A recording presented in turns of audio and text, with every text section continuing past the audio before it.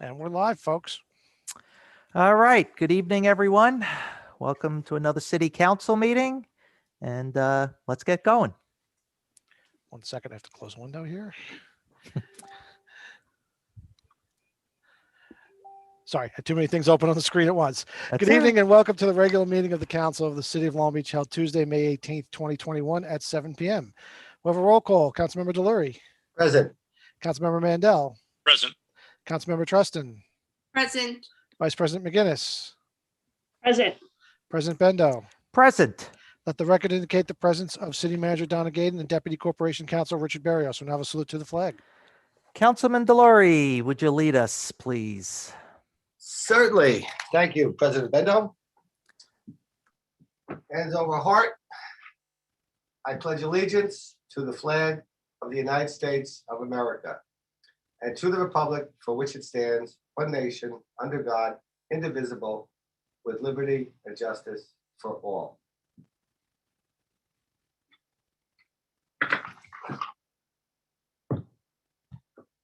Okay, thank you. So why don't we start with the city manager's report? Good evening, everyone. We're going to start the manager's report with M3 and O'Melveny update. So Maria, I see she's on. We need to, and Brian Griffith is on. And is Mo on? I don't think so, Donna. Okay, so you can go right ahead. And if you want to show your screen, because right now we only see your names. I'm moving them up to the panel. I got it now. Good evening, everyone. Good Hello. evening. Hi, I'm Maria DeConza from O'Melveny. Donna asked M3 and O'Melveny to provide a brief update since our engagement last month. We've largely completed the initial phase of our engagement, our legal and financial diligence, which will be subject to some adjustments once the budget is finally approved and the capital plan is finally approved as well. And we're starting to formulate the options available to the city and the pros and cons and risks and benefits of those options. So we will have a much broader report as we continue in this process. During our diligence, we've worked very closely with Donna and Ina to really understand the financials of the city. And we've also worked with the city's other internal resources. We're working with and drawing on the expertise of the city's other advisors, CMA and the city's outside counsel. The city is very lucky to have such expertise available to them and to have such experienced counsel. And we've really been impressed with what we've learned from all of them as well. As we mentioned at the outset, our goal is to pull all that expertise together along with our own to try to put together a comprehensive report for the comprehensive strategy for the city. And that's what we're working on. While our work is still ongoing, it's clear that the city cannot just borrow their way out of this. The city needs to be in a position to pay back any money that it borrows and to be able to service its debt on an annual basis while still paying for its operating expenses. The legacy liabilities coupled with the Haberman judgment and the operating expenses are just not something the city can borrow its way out of. There's no silver bullet here. The city needs to continue what it's been doing, what the council has been doing, what the city manager and the controller have been doing, the recent PBA collective bargaining agreement, interest arbitration awards, and the ongoing negotiations should have a positive impact on the city's finances. But it's important to continue to identify and work to reduce or eliminate the structural issues and the legacy liabilities that face the cities.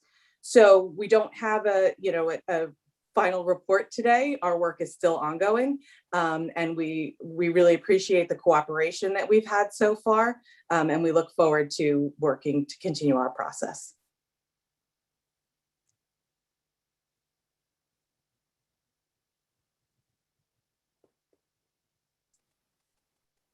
Donna, we can't hear you. Can you hear me now? Yeah, now we Yes. can. Okay. Are there any questions from the council for either Brian or Maria? Not at the moment. I want to make sure that we stress that this didn't just happen within this administration.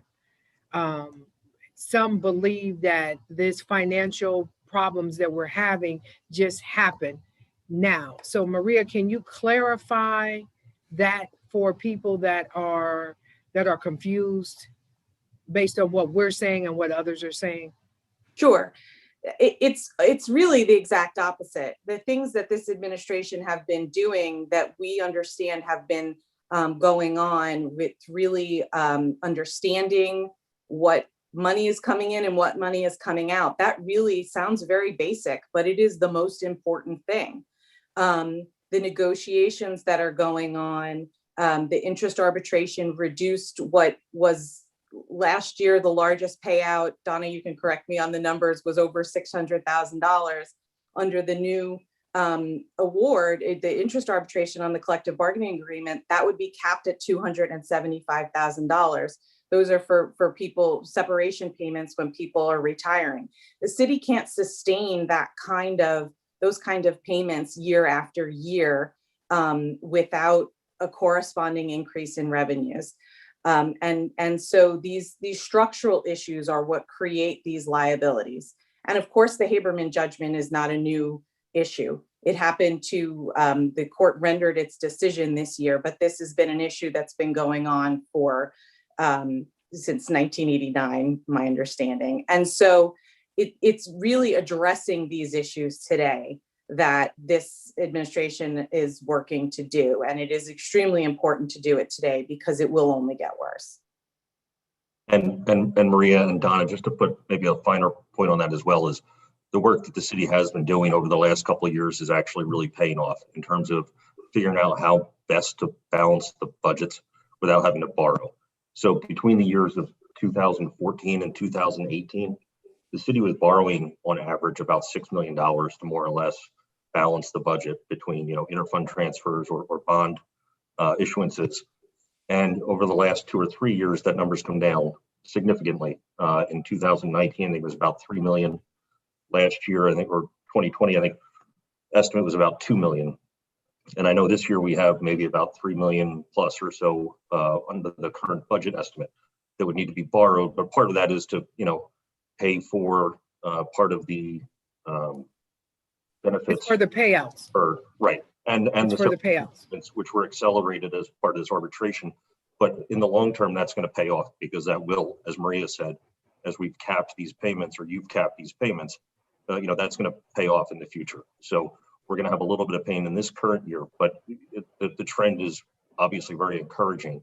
But we do need, as Maria said, to deal with, I think, the legacy liabilities as well. But you guys are trending in the right direction. So that's just my 2 cents as well.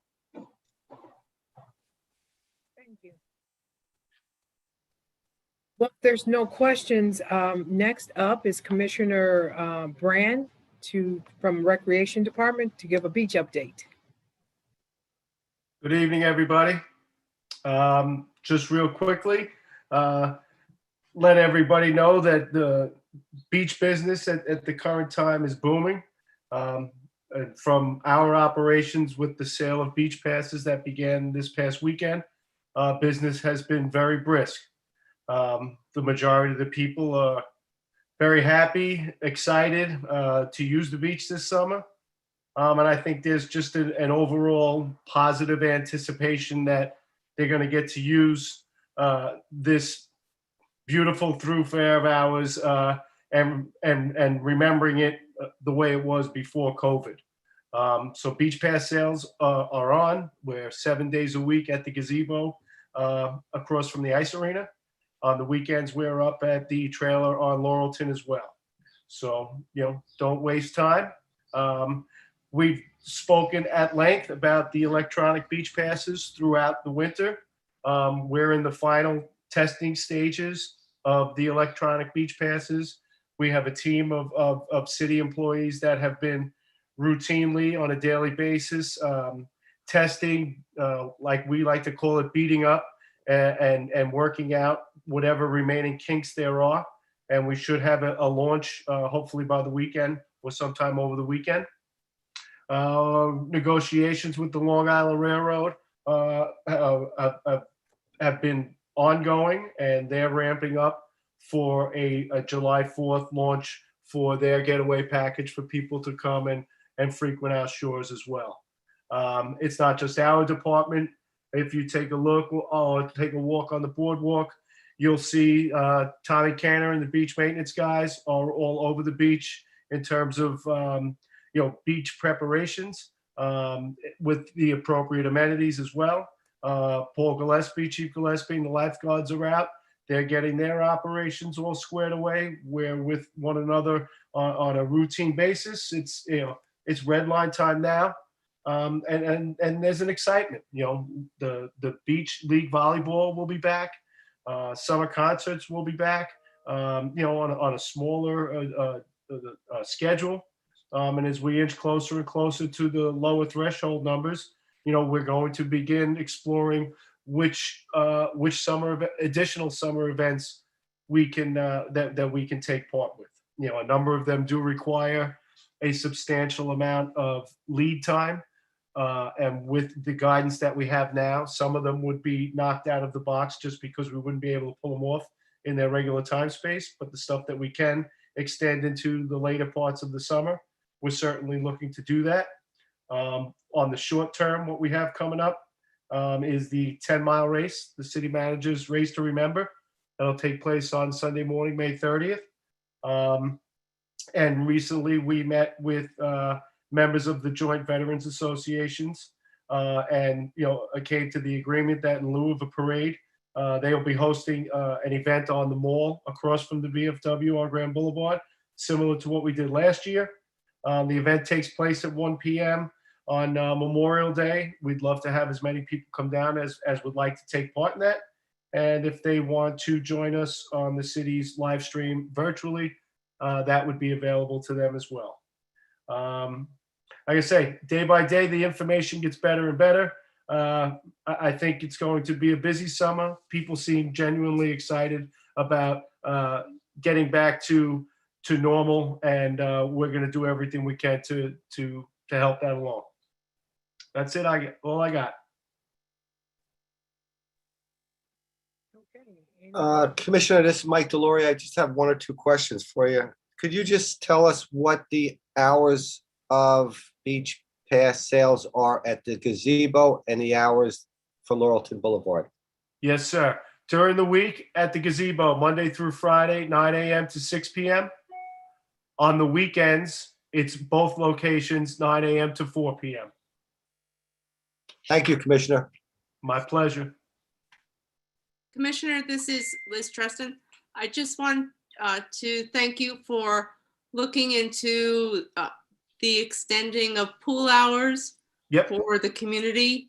I know that your staff has been working very hard on that, and I would like the residents to know that some more information will be following up with you in the next week.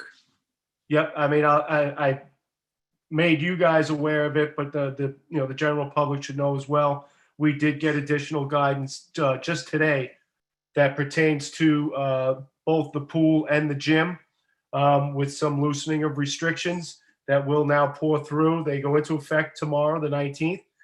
So we can hopefully expand our offerings at the recreation campus as well. That was exciting news, and news that we've been waiting quite a bit for. So again, like everything else, little by little as we get it, we're going to get it out to people. Thank you, But sir. thank you. Thank you very much, Liz. And you've been patient. We're trying.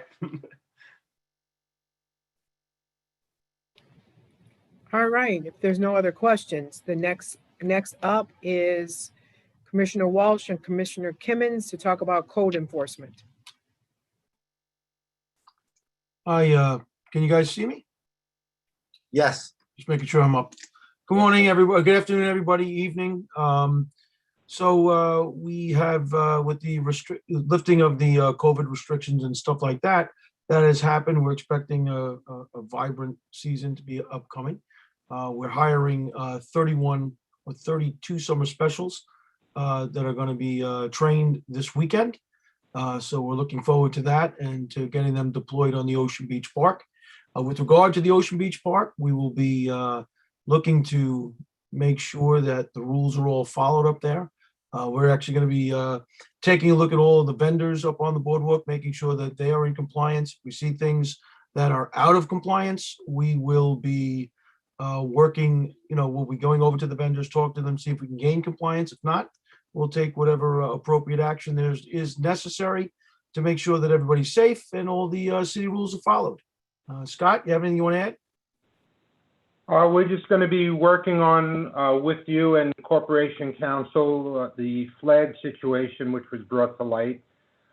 Flags are, under Chapter 3 of the Long Beach Code of Ordinances, which was written in 1989. It's not the most recent. And we're looking at the exemptions and the what's prohibited, and working with the Corporation Council to see what we need to do to bring everything into compliance. Anything else you'd like to hear about, Ms. Caden, or is that That sufficient? was it, Okay. unless you have something that you wanted to add. Nope, I'm all good. I just Okay. was, looking forward to the summer season and to the future. I think we're gonna have a very bright future. And then the last is John McNally, COVID update. Evening all, and I believe I will be able to keep it on a generally positive note as well. I'm doing the COVID update, which is been trending in the right direction. We are in a much better place than we were obviously a month or two or even 3 ago. So for the week ending yesterday, the 17th, there were, excuse me, 20 new confirmed positive cases or positive test results, which equates to a daily increase 7-day average of 2.86 positive cases a day, or otherwise spoken 0.09 per 1,000 residents a day. So we are back where we were last summer. We're ahead of where we were at this time last year. On a statewide level, the positivity rate is 1.07%. There's obviously still a significantly larger number of tests happening now than there was last spring, just due to availability. Long Island's positivity rate is 0.94%. So we are actually ahead of the state curve for the first time in a long time, on Long Island. Major announcements or major changes that go into effect as of tomorrow. Most capacity restrictions are lifted in the tri-state area. So restaurants, museums, retail, office buildings, so on and so forth. They have dropped the capacity restrictions effective tomorrow. What they are then falling back to are really social distancing rules. So, restaurants, tables still need to be 6 feet apart. That's the same thing on our beach. So people from different groups on the beach, we don't have a capacity restriction on the beach moving into Memorial Day, but if you're not from the same group, you need to be 6 feet apart from each other. And quite frankly, that's just good beach etiquette anyway. So, that's a major change from last year, and we're looking forward to it. The outdoor food and beverage curfew was lifted today. Of course, Long Beach, our outdoor curfew is still, someone would have to tell me it's either 10 or 11, but bars remain closed at 4. Indoor food and beverage curfews are lifted May 31st. Outdoor gathering limits have already been increased to 500. Indoor gathering limits to 250. Indoor residential gathering limits were increased to 50. And for those that commute, 24-hour subway service will be back as of tomorrow. So everything is trending in the right direction. There's a little bit of ambiguity in terms of mask mandate. Obviously, the CDC guidelines go into effect as of tomorrow. How each individual business will deal with proving who has been vaccinated and who has not been vaccinated is, the governor said today, something of an honor system. But we would encourage our businesses to the degree practical. There is a New York State app that can do it. There are cards, but we know this is a challenge. So we'd ask everybody to be patient with all of our local businesses. Let them work through this because we don't really have a clear definition of how this is all supposed to take place as of yet. So if a particular business is still mandating masks, ride with it. We've been riding with it for, over a year now. Let's continue to have patience and caring for each other and compassion for each other and err on the side of caution. Any questions? There's no questions. That concludes my report. All right, thank you. All right, Dave, why don't we move on to the first public hearing? Okay, our first public hearing tonight is for a local law amending subpart C of related acts relating to the charter of the city of Long Beach regarding a local law to override the tax levy limit established in General Municipal Law, Section 3C. That will be Ina, Ray, Flammer, and Rich. Good evening. Good evening. Evening. Hello. Good evening. Can you see me? Can you hear me? We can hear you. We cannot see you. One Go. second. It's Frazier. No, Zoom should be moving you up to the panel. Give it a Thank second. you.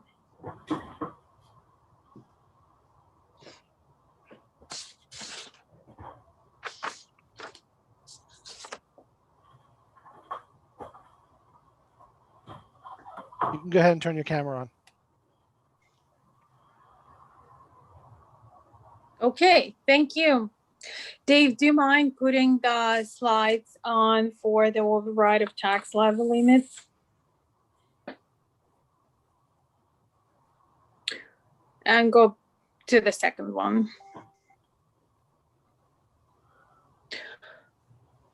Thank you.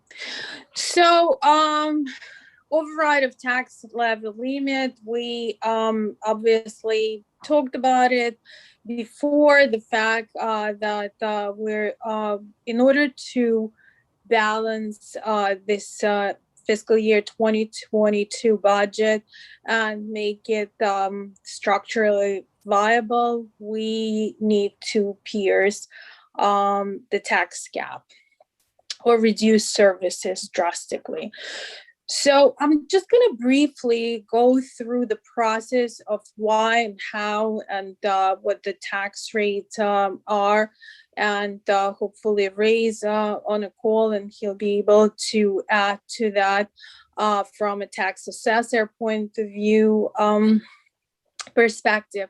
So really the process starts with the total tax levy of last year, which was $46,619,787. And then the state, New York State, issues what they call tax-based gross factors, and for each particular municipality, and also allowable levy gross factor. So tax-based gross factor is based on the gross in the overall tax levy, and that's new constructions, improvements. It's communicated to the state by our tax assessor office. This year, that was 0.064%. Then allowable levy gross factor is really what everybody is referring to as a tax cap. So it's lesser of rate of inflation or 2% in every given year. This year, the rate of inflation was less than 2%, 1.23%. It varies based on the fiscal year of a municipality. So for us, being June 30th year round, it's 1.23%. Basically, the formula is more complicated than just one multiplied by the other. But for the simplicity's sake, let's say that it is. And the overall increase under this cap would allow the city to raise additional $876,213 from the property taxes. So when that comes in a year where we had to just the variance between last year and this year, well, when I'm saying last year, I mean fiscal 2021. I'm rushing already. I'm in 2022. So between 2022 and 2021, in just the payment of FICA because of deferrals due to COVID, we're talking about $2 million just in one line item. So it's it becomes very clear that it would be very hard for a municipality like ours that relies heavily on revenues that are exchange type revenues, and that were very, very hardly hit by COVID, to stay within this $876,000.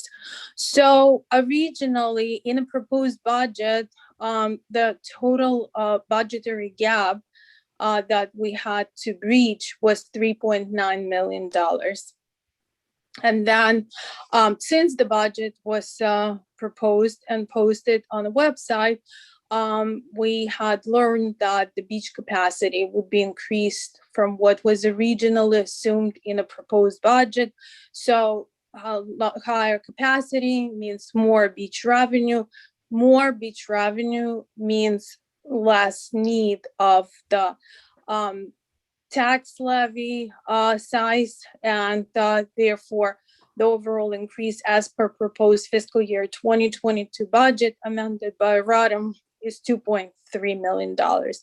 So the total levy is provided by my office to the Office of the Tax Assessor, and that office distributes and allocates it between the homestead and non-homestead. And if Ray's on a call, maybe he can contribute to it. You there? I'm here. Thank you. So why don't you take over and tell us a little bit of what happens on your end? Okay, my responsibility is pretty much the tax-based growth factor, which is determined by the New York State, the Department of Tax and Finance, based on the assessment changes from one year to the other, and it's based on the quantity changes, which are the new construction, alterations, and renovations, where I increase the assessed value, and also where wholly exempt properties go to taxable. I think last year we had 2 houses that became taxable. And from there, the state comes up with a growth factor. This year is 0.064%. For comparative purposes, the Long Beach School District had a 0.35% this year. Nassau County has 0.67% this year. You know, that was during the year of COVID, where construction was halted for a little bit. And then, anything else, Ina, I should add? No, I think stay on the line. We Okay. might have questions, so thank you. You're welcome. So overall residential tax increase for fiscal year 2022 from the scenario B on the slide, which is proposed budget as amended by RADA, is the difference between fiscal year 2021 tax rate and fiscal year 2022 tax rate, calculated as a percentage of the assessed volume. So that's 4.87%, and below I have a little bit of a calculation how that's 4.87 is calculated. So basically this year tax rate as a percentage of the assessed value is 21.038%. Last year it was 20.061%, so the variance is 0.976%. 9.76% as a percentage of the last year tax rate is 4.87%. So therefore, you will hear that the taxes went up by 4.87%. And when you compare levy to levy, the year that the percentages would be different, but this is the more stable factor by which to express it. And that's about it.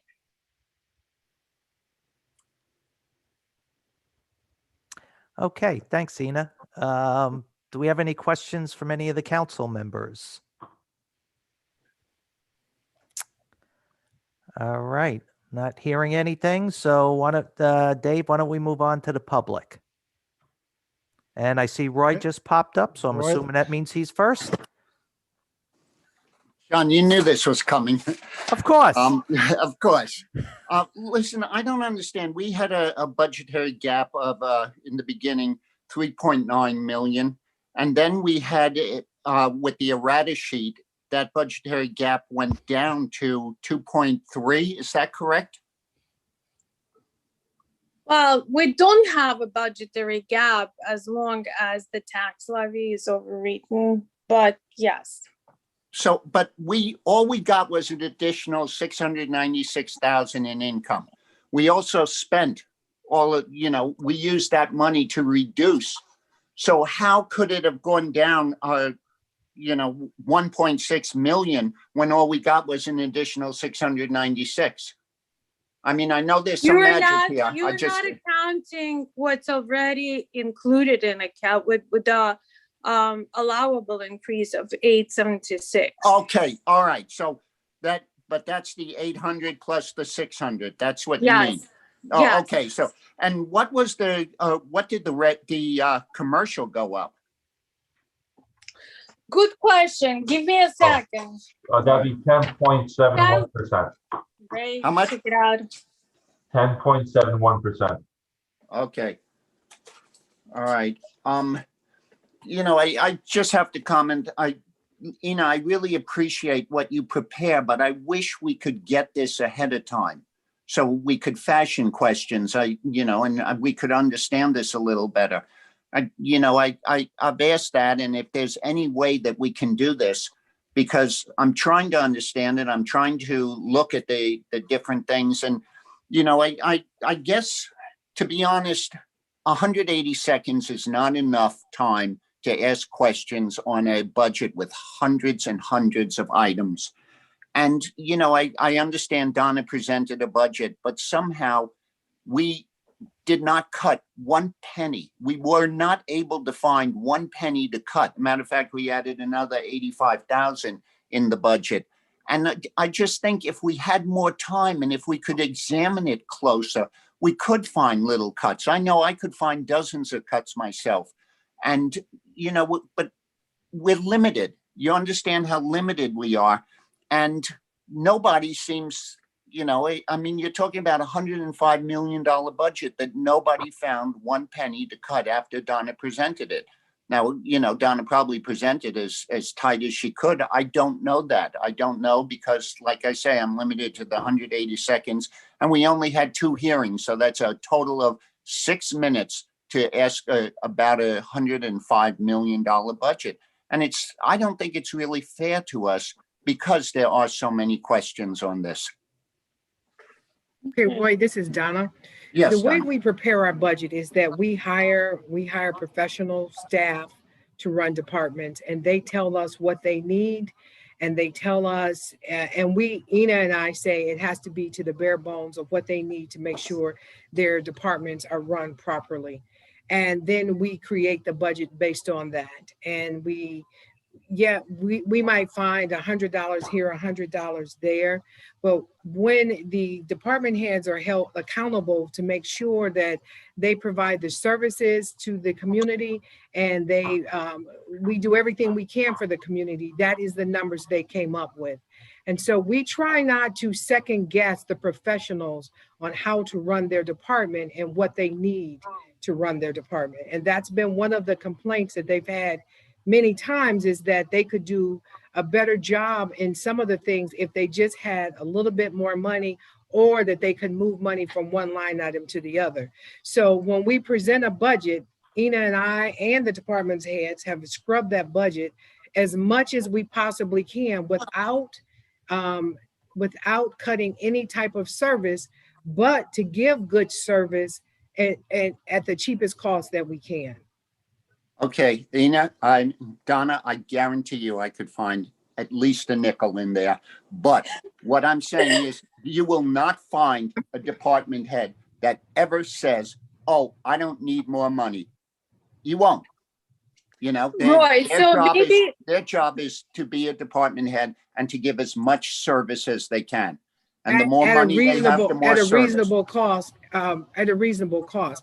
I'm not saying they're going to ever come to us and give us well, they will come to us and give us the pie in the sky. And if you ask every department head, they will tell you that they did not get what they asked for. And we look at 5-year trends. And so when we look at a trend, you have to make sure that when you're looking for that nickel, you're not cutting that nickel where in the last 5 years, it said in absolute to do this, this is what we need. They're not asking for pie in the sky. If we were getting pie in the sky, we would have a whole lot new cars. We would have a whole lot new things that the city absolutely needs. We went up $10 million, Donna. We are getting new things, you know. But anyway, I'm sure you did a great job. And No, Roy, what I'm saying is we need a hoping, lot of new things. We have to, when you run a city, you have to do a capital plan, even with vehicles, where you are getting so many vehicles every year that you just don't stop buying things. And then when they fall apart, they come and you have to spend a lot of money. We do have things that we do have to replace. But thank you for the compliment. We work very hard on this budget. Okay. Roy, that is your time. I know. All right, thanks, Roy. And Ina, just correct me if I'm wrong, but part of the reason the budget went up this year is because we are getting that CARES Act money, which we are then just turning around and using to pay off the money we borrowed to get us through the COVID. So that was a reason the budget went up some. We're gonna have a pass through, right? yes. Okay, just want to confirm that Well, was because that was a lot of money that, but it's coming in and going right back out the door to pay off the debt. Yes. So, so that wouldn't obviously be reflected in next year's budget. So next year's budget will probably actually go down. Well, yes. maybe. But well, yes. okay. All right. Looks like Mr. Depper's back. Yes, William Depper. Okay. Hi, good evening, everybody. I just have something to address to, is it Commissioner Brand with the beach? And I heard Ina talking about the beach passes. The beach pass trail is directly across the street from me. And I've been telling people all day, the sign is very deceiving here because it doesn't say the hours of operation at this location. Sorry, William, this is on the agenda item right now. Yeah, right now we're talking about Can you save that for good and welfare? Yep. Okay, thanks. We're still in a public hearing, right, John? Yeah. Yes. Okay. But I could have nitpicked too and found some cuts. So I would have given a little time to Mr. Lester to ask the questions. Well, I mean, I'll just say, to Donna's point, we have professional staff and that knows exactly how their departments run. That's the obvious. But other things is, this isn't the only place where people can ask questions. They can email the city manager or Ina, and people do email lots of questions in and get them answered. I mean, unless you feel the absolute need that you have to ask something in public to say, look, I'm asking, look at me.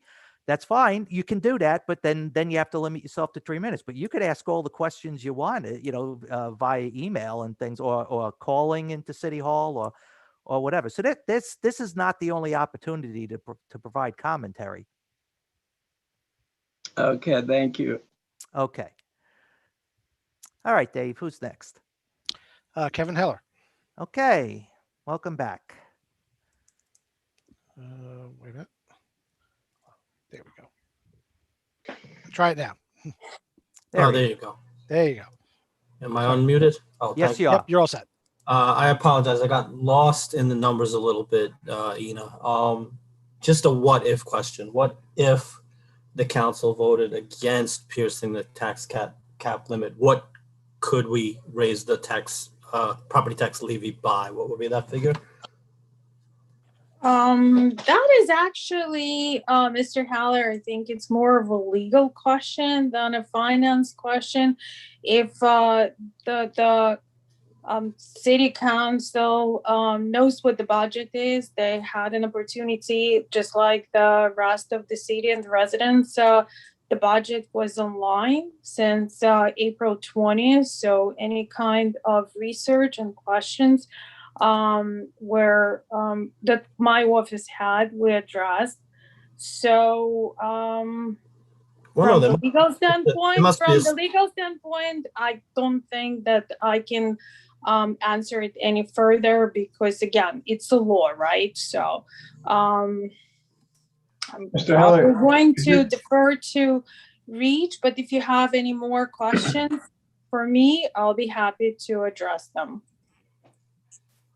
Well, I don't think it was a legal question. I think I just missed the number. I think you said it. Yeah. I think it was 800,000 or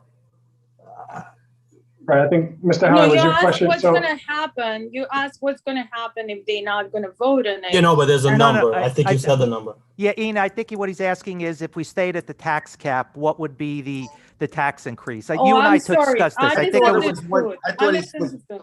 yeah, I think it was about 1.9%, I believe. I'm going from memory when you and I Yeah. discussed it. You're absolutely right. Okay. Okay, so if you voted against it, you'd have to go to that figure and you'd have a choice to make between service cuts or other cuts. And I just wondered, do you know, and if you've done the analysis, if you just simply froze the planned hires and exempt pay raises that you discussed in the last budget hearing, how much would that save? Do you have that number handy? Which So, exempt pay raises are you speaking of? In the last budget hearing, it was brought up a few times. There were some new positions budgeted for and a number of exempt raises. Okay. that would not allow, I'm sorry, Donna, you can go ahead. I was going to say, yeah, we had the new positions was the deputy city manager, the HR director, the procurement director. Those was three. Great, yeah. There were IT not, director. and the IT director, and those were considered necessary positions. And there weren't, I don't recall any pay raises. It was a difference on line items. Like for mine, for example, last budget cycle, it was 170,000. This budget cycle is 190 because I received 190 during this fiscal year. So that's not a pay raise. I mean, I'm just suggesting that it's a big tax increase, and I wonder if, sometimes when things are tight, households have to tighten their belts, and every penny makes a difference. So I guess, I don't expect you to vote against piercing the tax cap. I just wonder aloud if you really Well, what I would pursued every say- avenue of savings. Right. What I would say is, as I said before, we scrubbed this budget. We tried to make it as tight as possible. But if you don't pierce the tax cap, then you would be looking at reducing services and layoffs. Because remember, our biggest expense is employees.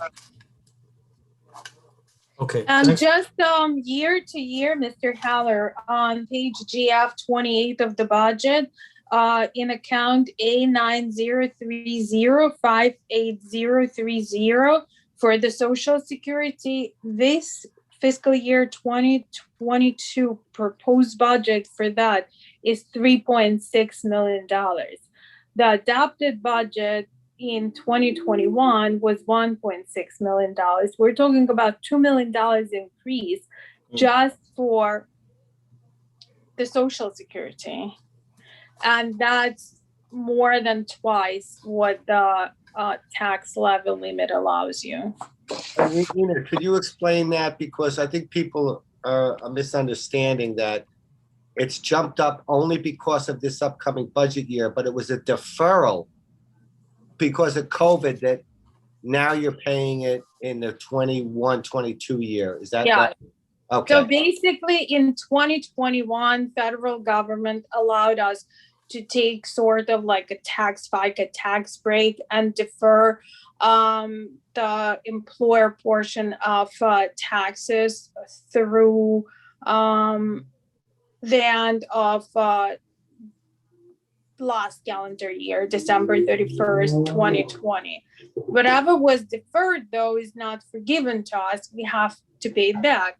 So 50% of it is due and payable in fiscal year 2022. Another 50% in the following year, fiscal 2023. So if you look at the budget document, you will see that the actual Social Security expense in 18 was $2.6 million. In 19 was about $2.6 million. In 2020 was about $2.5 million. Then it went down to $1.8 million in fiscal 2021. And now we have to not only pay what we paid in prior fiscal years, right, which was about $2.6 million historically, but also pay half of the taxes that we didn't pay in fiscal 2021. So, and part of 2020. So that bill becomes due, and that's something that we have to deal with. And just I'm using that to put this number in perspective, where you see that just the increase in one line item is twice what the cap would allow us. Can you remind us of how much benefits cost went up year over year as well? Benefits. So benefit costs year over year, I will just say that pension plans went by $1 million. So went from approximately $7 million in total cost to the city in 2021. We are projecting, based on the estimated bills from the New York State pension systems, $8 million in expenses. So that's a tremendous increase. And in terms of the health insurance, we don't have any good indicators from the health systems. They don't want to commit really ahead of the time. So we know that we are locked into the rates through December 31st because they run on a calendar year. And we used 5% increase for this budget from January 1st through June 30th. Based on whatever the increases were in prior years and what we sort of the crystal ball told us. Are you saying if we make absolutely no changes, our costs are going up by millions of dollars every year anyway? If we make absolutely no changes, yes, our costs go up because of the Commitments we have. Yes, because of. And so that means our managers are saving money every day by managing their budgets and trying to keep their costs trying to hold water on their budgets is actually saving money. I truly think so. Also, in addition to that, I want to say that we implemented maybe already for half a year or so, essential spending committee. So we base our budget on the actual spending, right? We look at what historical spending was. So if for my department, let's say I have a line item where I spent $9,000, I'd have to explain to my manager why I want it to be $12,000, right? So when you control those expenses the way that we control them through the essential spending committee, where every single purchase order and invoice gets reviewed by the committee of 5, the base from which you estimate your budget becomes much more, I think, reliable. Okay, well, That makes sense. yeah, I think, I hope Mr. Fraser wasn't running the clock when Mr. Delory and Ms. McGinnis were asking questions, No, but the clock was stopped. thank you. But I think in the interest of time, if I have remaining questions, I'll take Mr. Bendo's advice and ask them offline. But I do think this sparked a worthwhile conversation, and I thank you for your time. Okay, thanks, Kevin. And just, I guess, an interesting data point to put it in simple terms, because Ina's talking to us from a comptroller's point of view. Everybody should keep in mind, this is an interesting data point. About 2/3 of the city budget is salary and benefits, and then about 15% is the debt service. So 84% of the budget is going to stuff the city, in effect, doesn't have much control over. In other words, the pension costs and the medical costs come from the state. So as Ina pointed out, the state told us, well, it's $1 million more in the pension system this year. We have no say in that. So the reality is we have contractual obligations with the employees covered under collective bargaining agreements that give them contractual pay raises in a given year. Again, something the contract says they get whatever. If it's 2%, they get 2% raises. That's not something we just say you're not getting it. If I recall last year, Donna, correct me if I'm wrong, didn't the exempts actually take a pay cut last year of 5%? They did take a pay cut last They year. did I take a don't pay recall cut. the percentage, but some of them took more than that. Okay, so the exempts took a pay cut. Now, I know people do like to pick on the exempts, but remember, the exempts are only about 10 people, 10 or 12 people.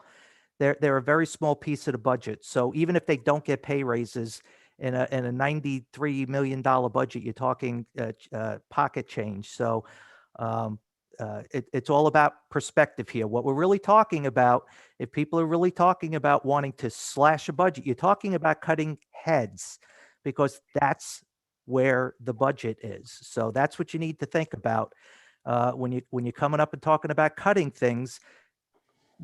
The only thing to really cut is heads, and that means you're going to lose services, and you're going to wait longer for things, and then the residents have to decide on if that's a trade-off they're willing to take to save a few bucks. Because keep in mind, a 4%, we're only talking a couple of $100 a household over the course of the year. Remember that 2/3 of your taxes are your school taxes.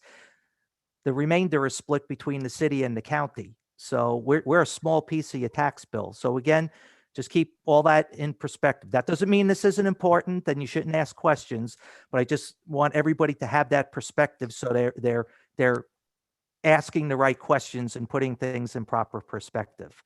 So I rattled on long enough. I guess is Mr. Griffith next there? Yes, Brian Griffith. Okay. I just wanted to make a quick comment, I think, on some of these issues, and I think Ina already stole some of my thunder, but I did want to say, based on our preliminary analysis, the actual true operating expenses of the city have actually come down over the past 5 years, as belts have been tightened and folks have done a pretty good job of managing, I think, the ongoing expense. Where we're seeing, some pretty material increases are in the debt and the legacy expenditures. So, more around, the principal amortization on the bonds, as well as the interest payment on those bonds that have been raised over the past, call it 10 years, to fund some of these deficiencies. That's kind of coming home to roost, and it's causing the expenses, or the dollars going out the door, to go up at a higher rate than the operating expenses are coming down. Same thing is true on the OPEB and the pension, as I think Ina already had mentioned. But those are contractual, so those are things that will have to be dealt with, as part of a bigger process. If there are opportunities to reduce it, I think that's what we're going to be looking at. I just want to make it clear, it's not total operating expenses. It's total expenses, total dollars going out the door, and a lot of that does have to do with the legacy portion, the debt and other kind of contractual obligations. That's my only point. Thank you. Yeah, that's the point. I mean, in effect, we're paying for money that was borrowed quite a ways back. So it's catching up to us now. So and that's why we need to right the ship. So thanks. I guess Ms. Donovan's next, since I just saw her picture pop Yes, up. Robin Donovan. Okay, Okay. Hello, John. How are you? good. How are you? I'm doing good. My question is, how often can you override the tax cap levy in New York State? Well, it's only done once a year. So, when budgets are being approved. So it's just it's a once a year item. So in other words, you could do it next year if you needed to? Yes. It's kind of the clock gets reset every year when the new budgets are developed. So Oh. for example, last year we stayed at the tax cap, so we didn't have to pierce it. Mhm. This year we weren't able to do that, so we are going to pierce it. Next year we may be back at the tax cap again. We don't know yet. We'll have to see what next year brings. Okay. I heard we can email Donna Gaden with questions between the board meetings, but the beauty of these meetings is that the public has the opportunity to hear the questions and answers, and I think that's really valuable, and I thank you for having a public forum. Thank you. Yeah, it is valuable. I agree entirely. That's why I don't want to jump the gun here, but I think the first meeting in June, Donna, don't yell at me if I'm being wrong, that we're going to try to go Yeah. back to live meetings. Yay! So Yeah. everybody, because what also happens is, after the meeting's over, people all stay around and ask more questions and stuff like that. So we're finally going to get back to face, which is that'll be good. Okay, thank you. And also remember, a lot of the questions are put online too. So, all right. Well, thank you. All right. Who's next, Dave? Next is James Hodge. All right. Welcome, James. Good evening. Quick question. Just trying to see if it's in this place. What I asked, where would the $100,000 from Stop and Shop be on the budget? What line would that be under the urban development grant? Where would that be? I see Ina grabbing the budget and flipping quick, so she'll get you Yeah, an it's she's going to only get you an like, answer here in a second. I'm just stalling while she's flipping pages. It's 300 pages long. Let me find it. So, okay, I'll try. Okay. So, urban development is really a grant that's accounted for, the revenue is accounted for in a grant fund of the county of the city, and it's not a part of what's under discussion right now. However, we utilize this grant to pay for and reimburse ourselves for the city expenses.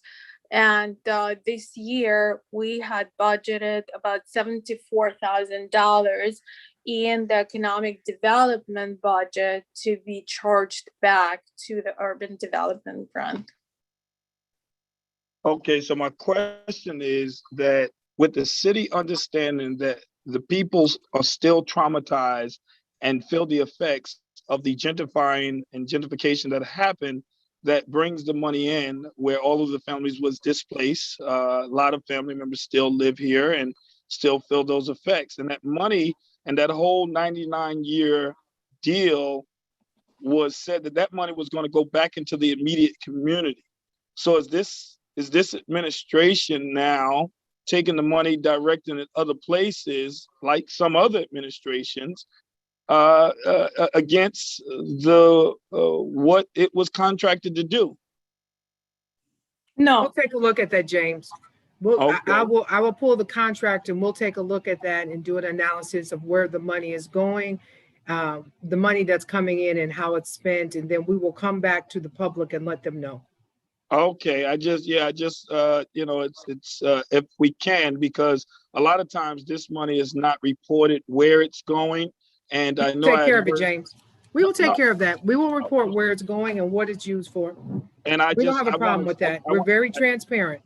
No, I know, and I just want to make sure that again, it was supposed to go directly into the community that was affected by the gentrification that happened when Warbounds was built, that is now Stop and Shop. Thank you. And I had to unmute my phone. Thanks, James. Who's next, Dave? No more hands raised. No more hands. All right, let's close that hearing and let's move on to the next one. Okay, our second public hearing is an ordinance to amend the Code of Ordinances of the City of Long Beach regarding water and water distribution.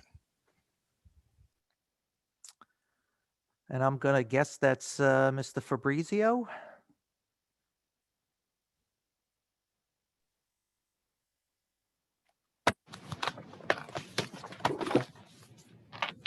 And maybe Ina? This is actually me again. Oh, okay. And Dave, do you mind? Yes, and put to the next slide, please. So here, this one slide shows really the historic progression of the water rates and changes in water rates.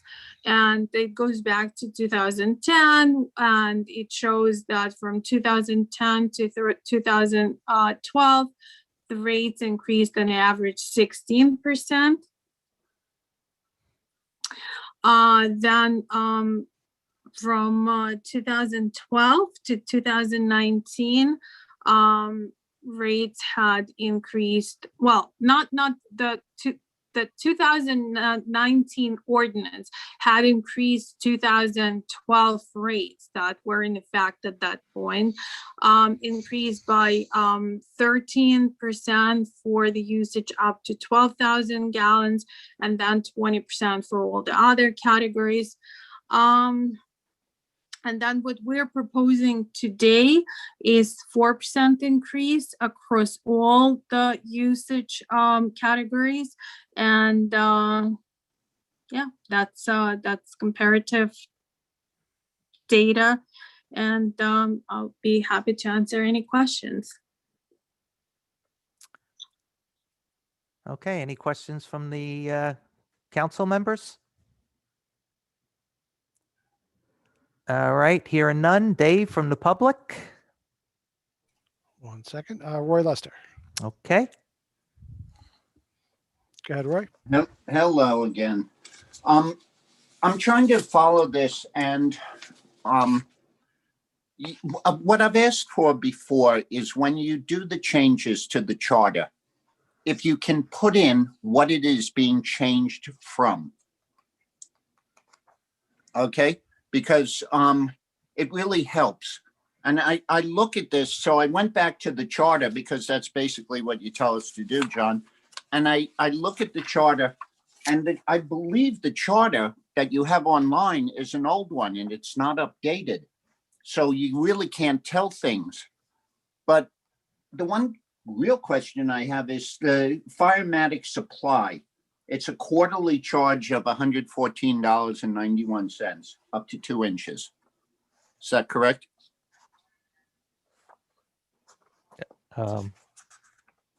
Yes. That's Correct, Roy. Yep. Okay. Okay.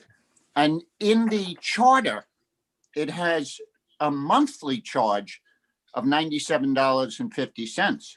So we decreased the firematic cost by 100%.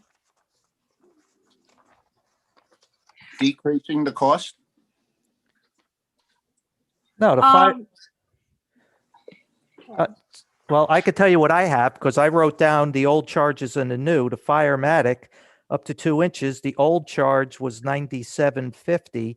Look right above that, John. What does it say right above it? Well, I'm looking at the resolution. I don't have the charter open in front of me.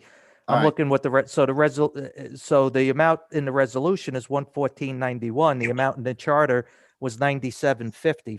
But that was a monthly charge, John. Look at the charter. Okay, like I said, I don't have that open in front of me at the moment. So okay. So I mean, that's Roy, yeah. again, just to go back to the first part of your question, Yes. I think that we actually listened to what you asked, and this this little slide presents exactly the information that you're looking for. If you're gonna look at 1, 2, 3, 4, 5, 6 column from the left, it says rates as of 7/1/2019. So that's the rates that you were asking about. Ina, yes, the chart tells me. I'm asking in the resolution because I didn't see the chart till just Oh. now. And so when I read a resolution, I study these things before the meetings.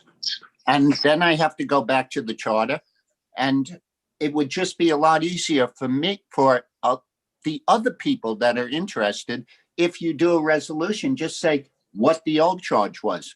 Fair enough. We'll Okay. do the Okay.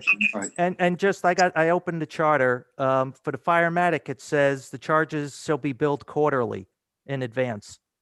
But it does say the monthly charge. I see what you're looking at. Page 802. Yeah, no. I see what you're looking at. They probably never changed that that's probably been like that for 100 years. But yes, I see what you're saying now. Right. The text of the charter says quarterly, but that little table they have in the charter says monthly. So that's got to be fixed. You're right. You are right.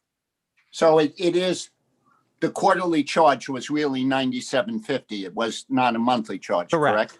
Correct. Okay, thanks. Okay. And But that's a good catch. Hey, one thing, Mr. Lester, which version are you looking at of the city charter? Did you click through like the E-code or did you click on the PDF? I checked, went on the econ because the PDF is not indexed. Okay. All right. I just want to know which one has that language because the Yes. one on the PDF has the quarterly charge in the table, and I guess the one you're referring to doesn't. So thank you for Okay. spotting that. Yeah, Rich, right. I'm looking at the E-code version too. It does say monthly in the table. Okay. John and Rich, and to Mr. Lester's point, there's many other areas in the charter that need revisions as well. You're Correct. telling me, Mike? Yes, no, You're telling me, Mike? I'm just, but yes, it's being worked on, but as you could imagine, there is decades of changes that probably need to be updated. Would you happen to agree with that, Mr. Lester? Mike, you know how much time I spent on that. Thank you. I do. During vacation time, mind you. Right. Okay. Okay, All right. Thanks, Roy. you're welcome. All right. Who's next, Dave? There are no other hands raised.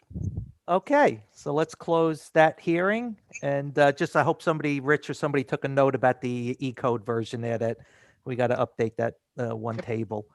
I did. Thank you very much. Okay, so all right, we close that public hearing and let's move on to the agenda. Okay, item 1 is a local law amending subpart C of related acts relating to the charter of the city of Long Beach regarding a local law to override the tax levy limit established in General Municipal Law, Section 3C. A hearing's been held on this item already. Item 2 is an ordinance to amend the Code of Ordinances of the city of Long Beach regarding water and water distribution. A hearing's been held on this item already. Item 3 is a resolution authorizing the adoption of the capital improvement program for 5 years from July 1st, 2021 to June 30th, 2026 inclusive. I believe we have a motion to substitute. Oh, yes. Yeah, there's an updated, has it been posted on the website? It should have been. It should have been posted on the Yeah. website. Okay, so yes, Yeah, and there is. I definitely, to make sure, I posted it on the agenda page. There is the updated version is right on the agenda page, folks. Yeah, and this is actually a good news story. A little more pencil sharpening. We're actually saving more money. So there's an updated version that's on the website. So I'll make a motion to replace the capital plan and tables with the version that is currently posted on the city website. Do I have a second? I'll second that one. Voting, Councilmember Delory, Yes. Councilmember Mandel, Yes. Councilmember Treston, Yes. Vice President McGinnis, Yes. President Bendo. Yes. Okay. Okay. And I'm assuming you're going to explain what changed, Joe, so people know. Absolutely, yes. I'm trying to use my camera, but it doesn't seem to be working. So, One second. we're gonna post the president. Yep, I'm going to put it up right now. Hold on 1 second.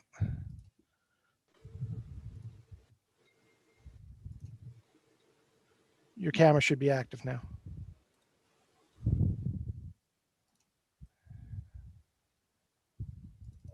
Joe. Hello. How you doing? Okay, yes, thank you, everyone. Yes, I do have some good news. Based on comments that we received at the May 6th public hearing, we made some changes and I prepared an update that you have before you. I prepared 4 short slides. Well, actually, one was not too short, but I'm going to go through them real quickly, which will explain the changes that we made. Yeah, this is the update for the general fund. We basically reduced the general fund by $400,000. So it went from 5.2 million to 4.8 million, which basically reduced the overall capital budget from 10.1 million to 9.7 million. The next slide is going to give a much more detailed analysis of what we actually changed. The first item on the list is the Park Place water treatment plant covering of the separation tanks, which is in the water fund. In this case, we added $500,000. The city received a grant from Senator Kaminsky in the amount of $500,000. This is presented in the 2022 non-city funding column of the capital budget spreadsheet. This is extremely beneficial to the city. The bids are due for this project on June 3rd, 2021. Approximately $800,000 was authorized and borrowed. So instead of paying debt service on $800,000, we can pay $500,000 from the grant towards the debt service. And essentially we will only be borrowing $300,000 for the project in lieu of $800,000. So overall, it's just great that we're getting this money. So I want to thank Senator Kaminsky. The second item is a PVC pool liner at the Recreation Center. We added $100,000. The funding for this issue, for this item was added to facilitate the award of the project to the low bidder, which is Renesas Contracting. We're intending to award at the June 1st, 2021 regularly scheduled meeting of the City Council. This company, Renesas, was the low bidder at $114,250. Funding in the amount of $100,000 will eventually be reimbursed in the CDBG program, but we had to put this money in the capital budget so we could essentially front the money until the CDBG money comes at a later date.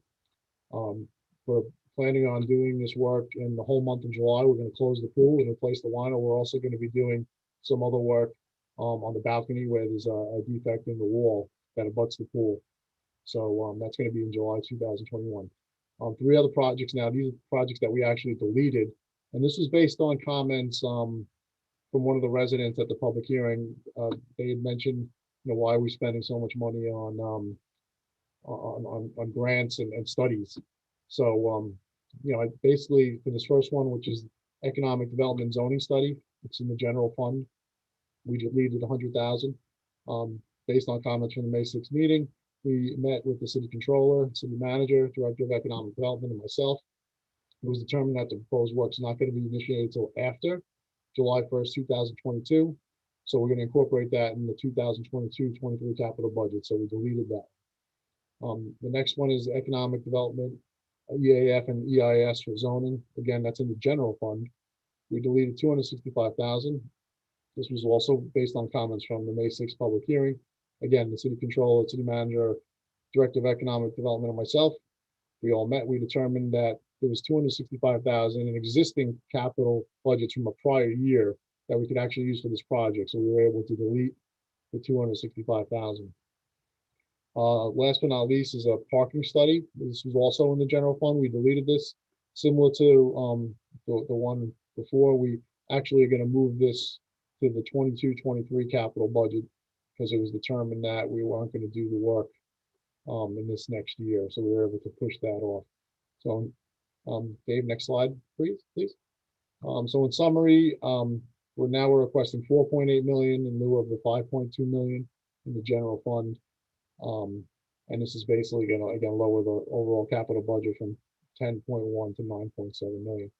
And that's pretty much it. Those are the changes. Thank you.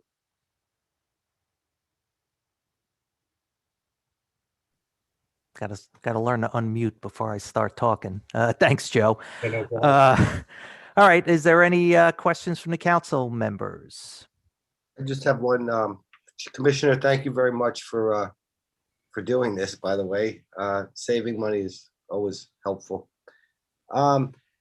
Commissioner, would you know of any of these funds, for example, the pool liner, if COVID did not happen, we probably would have done this sooner, I'm guessing. But were there impacts that COVID delayed projects or caused projects to be not started, or would you know that at all? I mean, yeah, it had so many different impacts in so many different ways. I mean, even now to this day, I'm having, I'll give you one example. I bid out, this office bid out a project for a hazard mitigation plan for the ice arena. The bid was approximately $950,000. We were intending to award it at the July 1st regularly scheduled meeting of the council, June 1st meeting, that is. And the contractor just called me and he was contemplating pulling his bid because there's been such an escalation in cost since March when he bid the project. The steel prices have gone up, lumber prices have gone up through the roof. I mean, labor, everything has gone dramatically, has dramatically increased. So it really has had an overreaching effect, probably, many things, not just DPW projects. Yeah, thank you, Commissioner, for saying that, because there's a lot of moving parts that happen in projects with this size. And I just want to also thank you for, dealing with all of these moving parts and being, very good at it. So I appreciate it. I appreciate that. Thank you. All right. Any other questions from the council? All right. Hearing none. Dave, I'm guessing Miss Donovan's back. So Yes. her picture popped up. Robin Donovan, go ahead. Yes, I recall at Meet the Candidates, and I think it was in 2019, that parking was an important issue, especially for money making. Why is this being postponed until after July 1st, 2022? And could you tell me a little bit about the study? What does it entail? And what will the next steps be after you complete the study? I think Patty's on the phone. This is near and dear to her heart, and definitely falls under her purview. I don't know if she's on now. Maybe she could explain a little more in detail about that parking study. Also, John McNally is on the phone, so he can talk about what we're doing right now for parking. Thank you. Yes. Sure. I mean, so there's, if you could, Dave, if you could work on Patty as well, getting her on. What we are looking at right now and what we are anticipating an issue an RFP for in a relatively short order, potentially, is we're just looking at the interplay between a few different moving pieces, is doing parking meters for the central business district. And that would be, I believe, the revenue generator that Ms. Donovan is speaking about. What is being pushed back towards next year is a citywide comprehensive parking analysis. So, what works for the West End, what works for the Walks area, what works for, along Broadway, are all very intricate pieces that need to be dealt with, not just separately, but, as a holistic whole. So those would not necessarily, they could be, but those would not necessarily be the main revenue generators. But we are moving forward with the central business district. But, and I think what Ms. Bourne could speak to is we're moving forward with the comprehensive plan update. And with the timeline that the comprehensive plan update is moving on, parking is obviously an integral component of that. So you want those two pieces to move in tandem, not separately, as you're looking at the big picture of where Long Beach goes moving forward. Hi, it's Patty Bourne. Good evening. John did a great job. I would just add that last year, because of COVID, the state did not have their normally annual grant round. So we couldn't apply for state grants to help us with these kinds of things, comprehensive plan, and specifically a zoning study. I'm sorry, a parking study.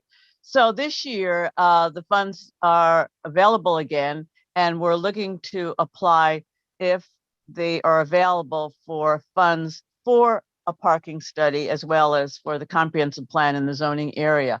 And if we succeed, that could help us next year. And that's another reason why we pushed off these projects until the next fiscal year, because if we are awarded grants, then that would help to minimize the cost to the city, because they may come in at a significant level and allow us to do the projects that we want to do at a much less expensive cost, and therefore even do more. Thank you.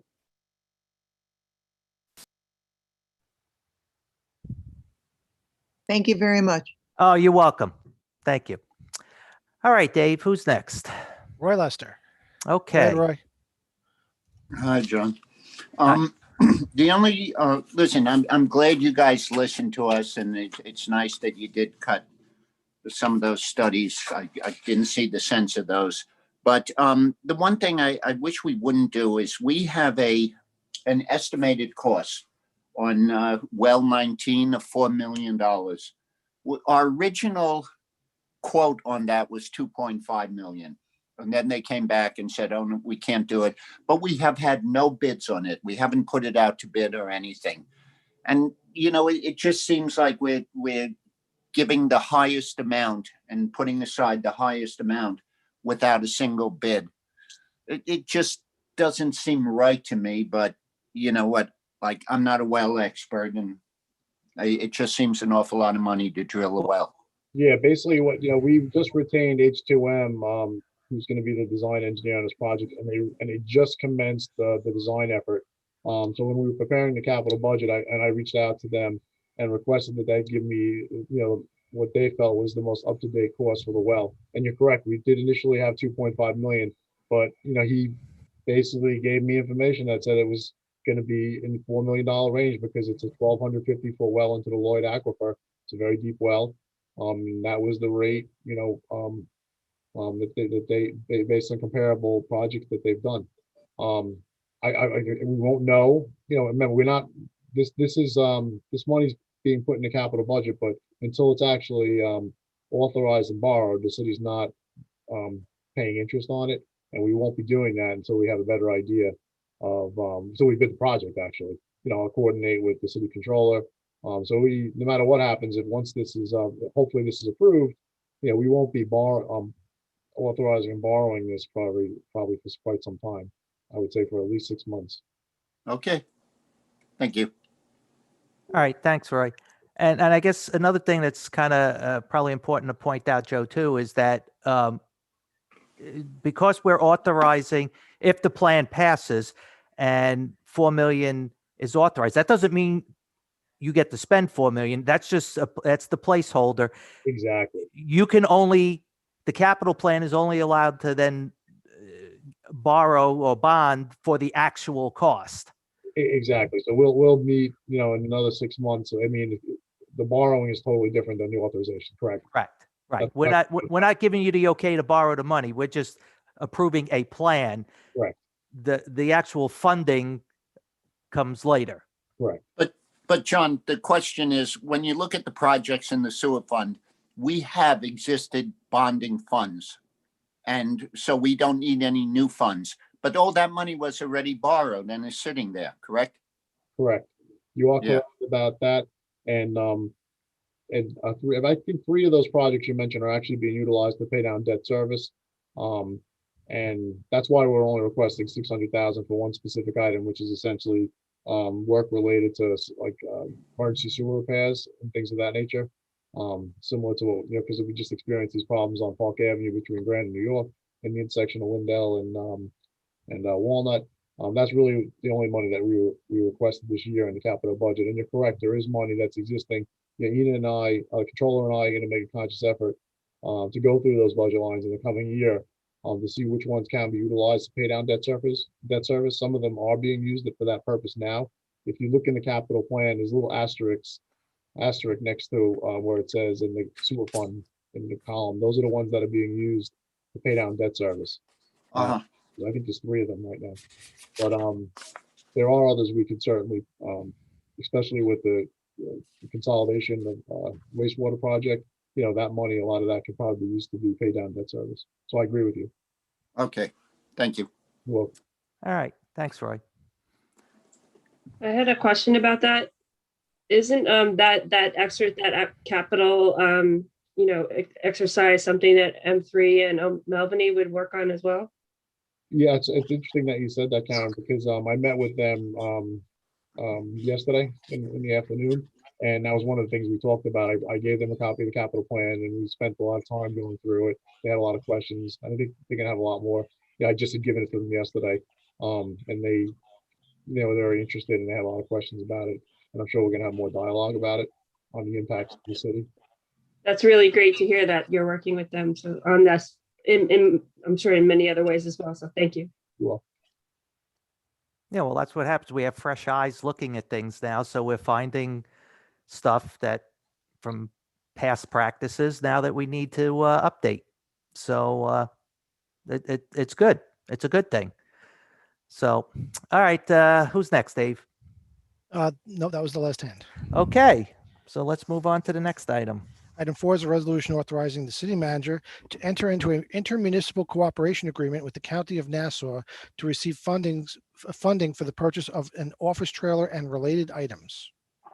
That would be Rich. Yep. Good evening, everyone.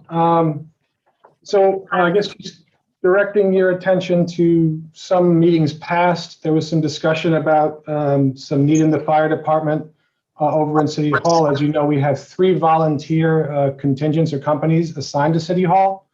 As you also know, the city court, which is a part of the state court system, basically leases the second floor. Historically, the 2 volunteer companies that were staged in the second floor were no longer allowed to be on the second level of City Hall. So we only have the 1 trailer outside of City Hall at this point. And we need a little bit more space for those other 2 companies. So if you recall, Denise Ford was kind enough to say that she would help us out with this. So thank you very much, Legislator Ford, on this. Essentially, we'll be laying out the money and they will reimburse us as per normal county procedure. We submit a voucher. We get payment back up to $35,400. We do have to procure this in accordance with our procurement policy, but otherwise, that's it. Thank you very much, Legislator Ford. Is this a capital purchase or it doesn't matter? Well, it's still an asset on the books, right? But we're refunded for it? Right. Okay. All right. Any other questions from the council members? All right. Dave from the public? None from the public. Okay. This is a good story. We get stuff out of this. So let's move on to item 5. Item 5 is a resolution authorizing a modification to the collective bargaining agreement between the City of Long Beach and the Long Beach Civil Service Employees Association. Okay. You doing that one, Rich? Yes, back to back. Okay, so as you should know, or if no one does know, we have collective bargaining agreements with all of our employees, the Civil Service Employees Association being one of them. They are the bargaining unit for the largest pool of employees. So historically, this is, we had the obligation under our collective bargaining agreement to provide uniforms for employees listed in Appendix Q of the CBA. There's some enumerated positions, approximately about 100 to 130 employees named therein. So because we had to provide that service or provide those uniforms, we had to procure that through competitive bidding. The problem with that is it becomes pretty costly. So our last vendor started to be pretty cost prohibitive. In 2018, it cost us about $152,000. In 2019, it was $174,000. And by 2020, in light of COVID, we kind of hit ahead with, I guess, the add-ons and the services. There was a big contractual fallout. There was a proceeding commenced. They sued us. We countersued. We resolved it amicably. We parted ways. The problem with that also, though, is that because we ended up having that contractual dispute, we couldn't satisfy our obligations under the contract, and we were facing a grievance.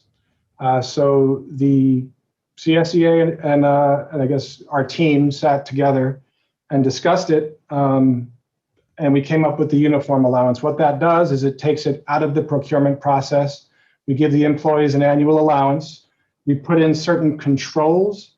So just so you know, some of the controls will be that the department heads basically coordinate the purchase of all this, all their uniforms. They monitor compliance to see that the employees did in fact purchase uniforms.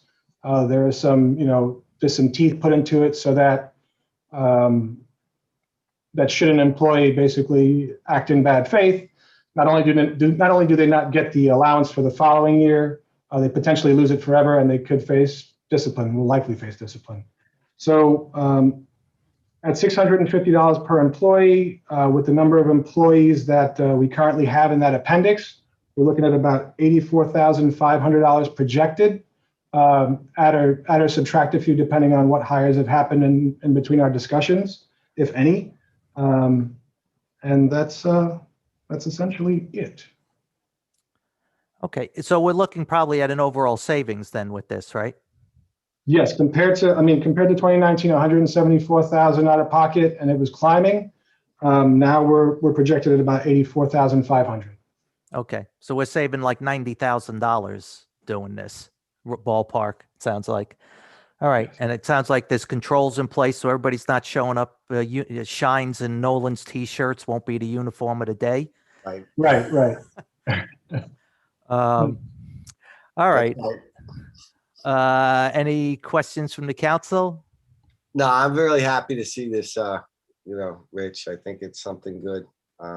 One thing that, on a personal note, when you see people that are, in the middle of the winter working hard, it's cold, and, they could probably, need a better pair of boots or shoes or whatever. So I imagine this will all be wrapped together as a uniform, right? Right. This serves to offset a large portion, if not cover most of it. Certain departments have their own dedicated budgets for safety gear, for DOT specified equipment. So this is meant to offset that, if not cover it, and kind of ease the burden overall. Thank you. No problem. All right, so this is good. This is another example of finding a new way to do something and saving the taxpayers money in the process. Yes. So, yeah. so Thanks to the CSEA for coming to the table, by the way. And thank them. Yeah. See, that's when you work together, that's just what we can get done. So, all right. Any other questions from the council? All right. Seeing none. What about from the public, Dave? James Hodge. Go ahead, James. Okay. Welcome back. As a former member, and we'll see what God does, a member of the CSEA for 23 years and a former shop steward, I was always glad to be able to wear a uniform in 3 different departments: animal control, water, and recreation uniforms. It does something when the residents of the city of Long Beach see the proud men and women of the CSCA, with the president and our executive board always being able to represent city of Long Beach and CSCA on the back somewhere, and city of Long Beach on the front, or whatever, a team going and taking care of our whole city, all of our 35,000, and swelling in the summertime. So uniforms has always been important. And even prior to this agreement, of course, I know that John always had his team to make sure that, uniforms and different things were, and those things were in place, so whatever can help CSEA, I am always for it. And CSEA, the union, always even help the hourlies also with giving out shirts and giving out different things. So again, I'm just excited that even though that deal didn't go through because of whatever increasing and going up through COVID and all of that, that a deal was met. And, so congratulations to the CSEA president and leadership and the city of Long Beach for being able to continue to make sure that the city workforce has these great uniforms in whichever department you represent. So thank you. That's all I have to say about that. Okay. Thanks, James. All right. Who's next? I see John Mo- Mr. Mooney just John, popped up. yep, John Mooney. Go ahead, John. Okay. Are you there? Yep, we're here. Good evening, everyone. I just want to personally thank Rich Berrios, Donna Gaden, Ina, my executive team. This is an example of good faith and working together through COVID. And this is a positive thing for the membership. And I just wanted to tell everybody, like, if people look at savings and we're talking about the budget, this alone is going to save close to $500,000. And the CSEA has always been there for the city. I've been the president for 10 years now, and we're going to continue to help the city. So that's what we do, and I just want to thank everybody. And that's pretty much it. And the vote was 173 to 15, so it was an overwhelming majority. And again, just want to thank the council, the manager, and everyone that was involved. Great. Thanks so much, John. Like I said, just shows what we can do when we work together. Yep, definitely. All right. Anyone else, Dave? That's all on this item. Okay, let's move on to item 6. Item 6 is a resolution to schedule a special meeting of the City Council for Monday, excuse me, May 24th, 2021, authorizing the adoption of the operating budget for fiscal year commencing July 1st, 2021, and ending June 30th, 2022, appropriating sums set forth therein and determining and fixing the real estate tax levy. Okay. You gonna do this one, Donna? Because Sure. we know Ina's temples will throb on this. Sure. We've been in discussions with the state. The state we're working together. They had some questions that we wanted to answer from our report and some corrections to be made. And so with us working together, and actually we have developed a very good working relationship with the state comptroller's office. One of the recommendations was to adopt the budget at a later date while we work through them. And so we took their recommendation. So the budget will be adopted next Monday in a special meeting. Okay, and it just, I guess it's worth noting that the reason was by the time the state got the review back to us, there's a requirement that we have to wait 10 days from the Yes. time they return their review to us. So that's what's causing us the 10 days wasn't done by tonight. So we have to wait a little longer. And because of our working relationship with the state, we decided to go ahead with their recommendation. Right. You can actually pass it, and then you would be going against their recommendation. Right. Yeah. Okay. Any questions from the council? It's pretty straightforward. I just have one question. Do we know it's going to be Zoom, John, or we know it's going to be live, or we don't know? Zoom. It will be Zoom. Yeah. Okay. And any others? Seeing none. Dave, from the public? No hands at this time. Okay, let's move on to item 7. Item 7 is a resolution authorizing the city manager to accept and execute a grant on behalf of the city of Long Beach from the New York State Department of State. And this would be Patty. Patty, go ahead and unmute yourself. Hi again. This is what we call Park Avenue Phase 2. And the goals in this grant, as in many grants, are 4 points. When we seek infrastructure grants, we look for money that will help us to implement complete streets for the safe movement for pedestrians, bicyclists, and motorists. We look for funds that also, if possible, allow us to do flood mitigation, since we're so aware of that since Superstorm Sandy. Third, we look for funds that can help us be flexible to do streetscape improvements, such as improving the roads, and Park Avenue certainly in the downtown could have the road improved, sidewalks, new lighting, signage, trash receptacles, bike racks, use of solar wherever possible to save money. And fourthly, in the downtown, we're certainly looking for funds that help us to succeed with economic revitalization to improve the downtown and encourage people to shop and dine. And these 2 grants, and we're talking tonight about Phase 2, Phase 1's contract was already approved, hit all 4 points. So the funds tonight are from the Department of State. The Phase 1 grant was for $500,000. This phase is for $775,000. And before you tonight, It did take us quite a while to get the actual contract for your consideration. And as I understand it from the state, last year, they had a lot of complex issues with COVID and were pulled in different directions. So there was a waiting period to get the contract. So the total DOS grants for this project on Park Avenue are $1.275 million. And New York State is paying for half the costs of making these critical improvements in our downtown. So we only have to pay half of the money. The boundaries are on Park Avenue from Long Beach Boulevard, approximately to Magnolia Boulevard, but it may go a little further. So they're two separate grants, but it will be executed as one project, which I'm sure Joe is happy about. And speaking of Joe, we've worked very closely with DPW over the years on these to get the funding.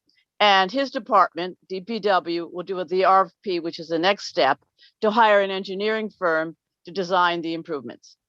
And we will work closely with DPW to meet the Department of State grant requirements, which are extensive. And there will be public engagement to include, of course, business owners, our residents, to be involved in the process and take into consideration the needs of visitors. And we will continue to seek additional funding for the city.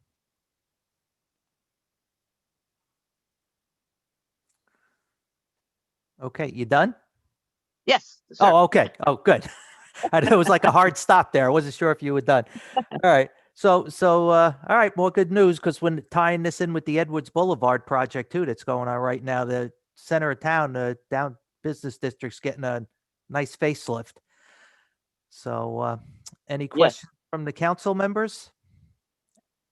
Okay. And we're paying for a lot of it with grants, which is even better. So, Dave? Yeah, I had a question. Go ahead. Does the Public Safety Commission participate in this process at all? Karen, that's a very good point. When we conceived of this, we didn't have an active Public Safety Commission. Of course, we do now, but I can certainly see them involved, our Planning Advisory Board and others as well. And of course, you know, the staff related to that, the Police Commissioner, DPW, as I mentioned. I should have mentioned Public Safety, so thank you so much. Yes, definitely. Thank you. Okay. Any other questions? No, that was a great question, Karen. That's, thank you for asking that. Okay. And all right, Dave, what do we got from the public? James Lynch. Okay. Mr. Lynch. You're muted, Jamie.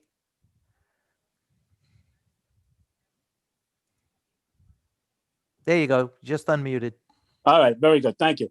My question goes back to Patty. Is this include bike lanes on Park Avenue? And if it does, what side of Park Avenue? Jamie, that's a very good question. It's a little complex, but I'll try to simplify it because you have a great memory. Originally, when we were talking about applying for these funds, we wanted to put actual protected bike lanes on Park Avenue. And Joe and I and John Morando, through the process, had the opportunity to speak to several engineering firms with a lot of experience. And their estimates are to put a protected bike lane, which we would need for safety on Park Avenue. Our funds would not cover it. We get literally like a block done. And you don't want to put a bike lane in for a block. And then where do people go after that? That would be very, very unsafe.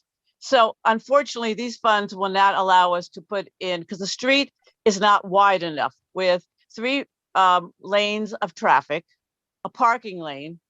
There is not room to put in a bike lane and keep the moving lanes wide enough. And you don't want to take out the parking lane. So we went through this in many different configurations. We look to the future, Jamie, that we can get a larger grant and be able to actually put a protected bike lane. We'll put signage up, but we can't unfortunately put a bike lane in with this limited amount of money. And I would agree with you.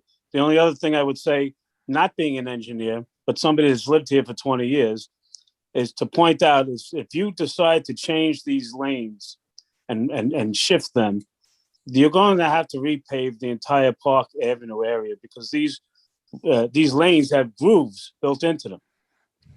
And by moving traffic over, will turn into a lumpy road. and cause bigger problems. So I hope that the engineering, when they go forward, look into this, because that would be unsafe. So I'm kind of happy they're not putting the bike lanes in until they really review the whole thing. But thank you. Thank you. But on the flip side, Jamie, I'm really interested about the bicycles on the sidewalks in the center of town, and that we have signs that say you're not allowed to do that. So I don't know if there's a fine for doing that. I don't, when I ride my bike down Park Avenue, I'm pretty, you won't miss me, but you'll miss a kid, if they're riding on Park Avenue or in the sidewalk. So that's why I was hoping, that glad to hear that the Public Safety Commission and the other commissions will be involved in this project. No, and I would, am I still unmuted? Yes. Okay, I would agree with you, Karen, but all we have to do is look to different areas. I'll point to Alexandria, Virginia, Old Town, how they do things, and the biking is off the main road, and you drive up to the main road, pretty much what Walnut would be to us. Not everything has to encompass Main Street, but it can be figured out. So we have a little more time to figure it out. I just traffic and bicycle lanes in Long Beach just don't work with the speed that people travel in. But it can be looked at now that we have time. Okay. Thanks, Jamie. Thank you. All right. Anyone else, Dave? Yes, next is Roy Lester. Okay. Okay, when I look at this project, it seems like it's limited to Park Avenue. Is that correct? Yes. Okay, so if we were looking at bike lanes on Walnut, we could not use this money, correct? No. Okay, and the only thing about bikes on this is bike racks, correct? Well, we will include bike racks and work with the public and the residents and the businesses where they'll be appropriate. And we'll put signage up to clarify bike safety. And as Karen said, some new innovative signs about don't bike on the sidewalks and be careful biking on Park Avenue, that there are alternatives, as been suggested tonight, biking on Walnut and other streets as well, which may be safer for bikes.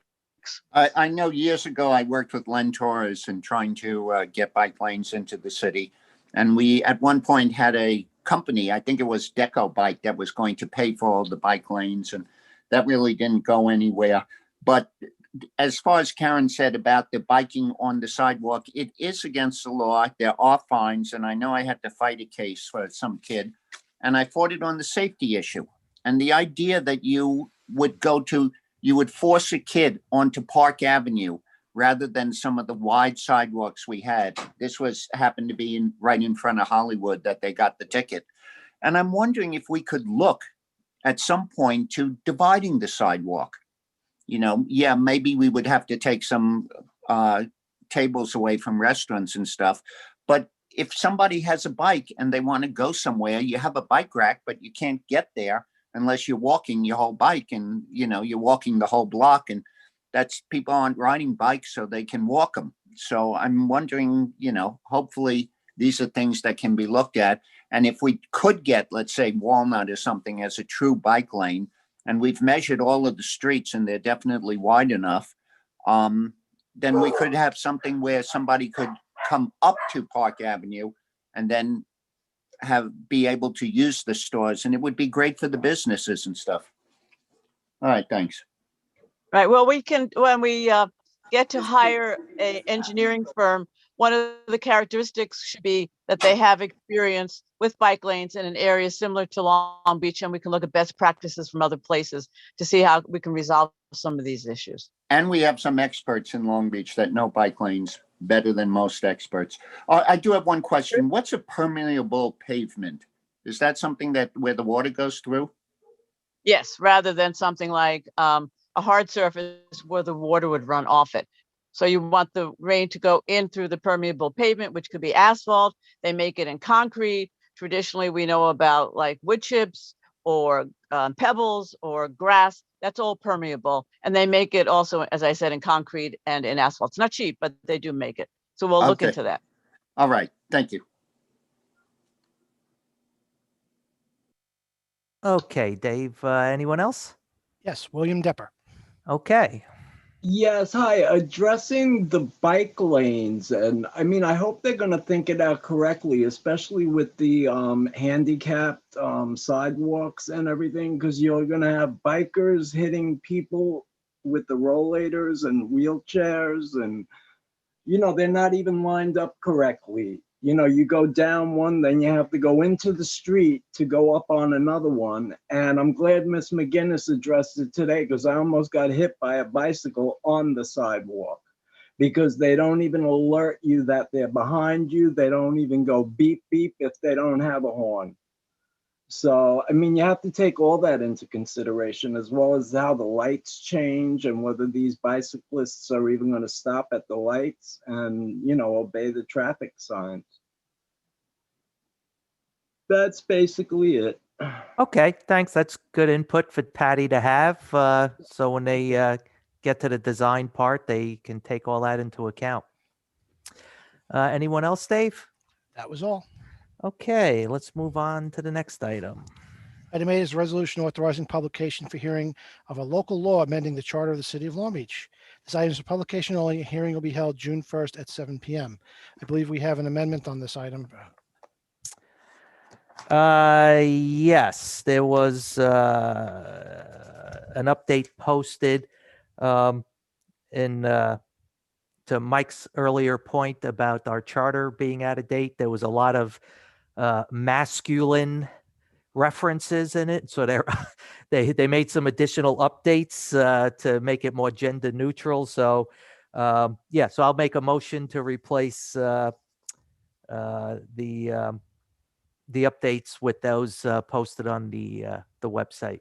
Do I have a second? I will. I'm sorry. Liz seconded. Oh, sorry. Okay, voting. Councilmember Delory. Yes. Councilmember Mandel. Yes. Councilmember Treston. Yes. Absolutely, yes. Vice President McGinnis. Yes. President Bendo. Yes. Okay. Item 9 is a resolution authorizing publication of a notice of public hearing of an application to waive off-street parking requirements for premise 154 East Park Avenue, street floor for a holistic alternative product store. This item is for publication only. A hearing will be held June 1st at 7 p.m. Also, the note at the bottom of the agenda is that the city clerk shall present to city council the letter of review performed by the Office of the State Controller within 10 days of a filing of said report. That letter has been sent to all council members. On to the voting. Item 1 is a local law amending subpart C of related acts related to the charter of the city of Long Beach regarding a local law to override the tax levy limit established in General Municipal Law Section 3C. Would you just move the adoption of this item? I will. Second? I will. Voting. Councilmember Delory. Yes. Councilmember Mandel. Yes. Councilmember Treston. Yes. Vice President McGinnis. Yes. President Bendo. Yes. Item 2 is an ordinance to amend the Code of Ordinances of the City of Long Beach regarding water, and water distribution. Who would you just move the adoption of this item? I will. Second? I will. Voting. Councilmember Delory. Yes. Councilmember Mandel. Yes. Councilmember Treston. Yes. Vice President McGinnis. Yes. President Bendo. Yes. Item 3 is a resolution authorizing the adoption of the capital improvement program for 5 years from July 1st, 2021 through June 30th, 2026 inclusive. Who introduce and move the adoption of this item as amended? I will. I will. I'm sorry, who got that one? Karen and Mike. Okay. Voting. Councilmember Delory. Yes, thank you, Commissioner. Councilmember Mandel. Yes. Councilmember Treston.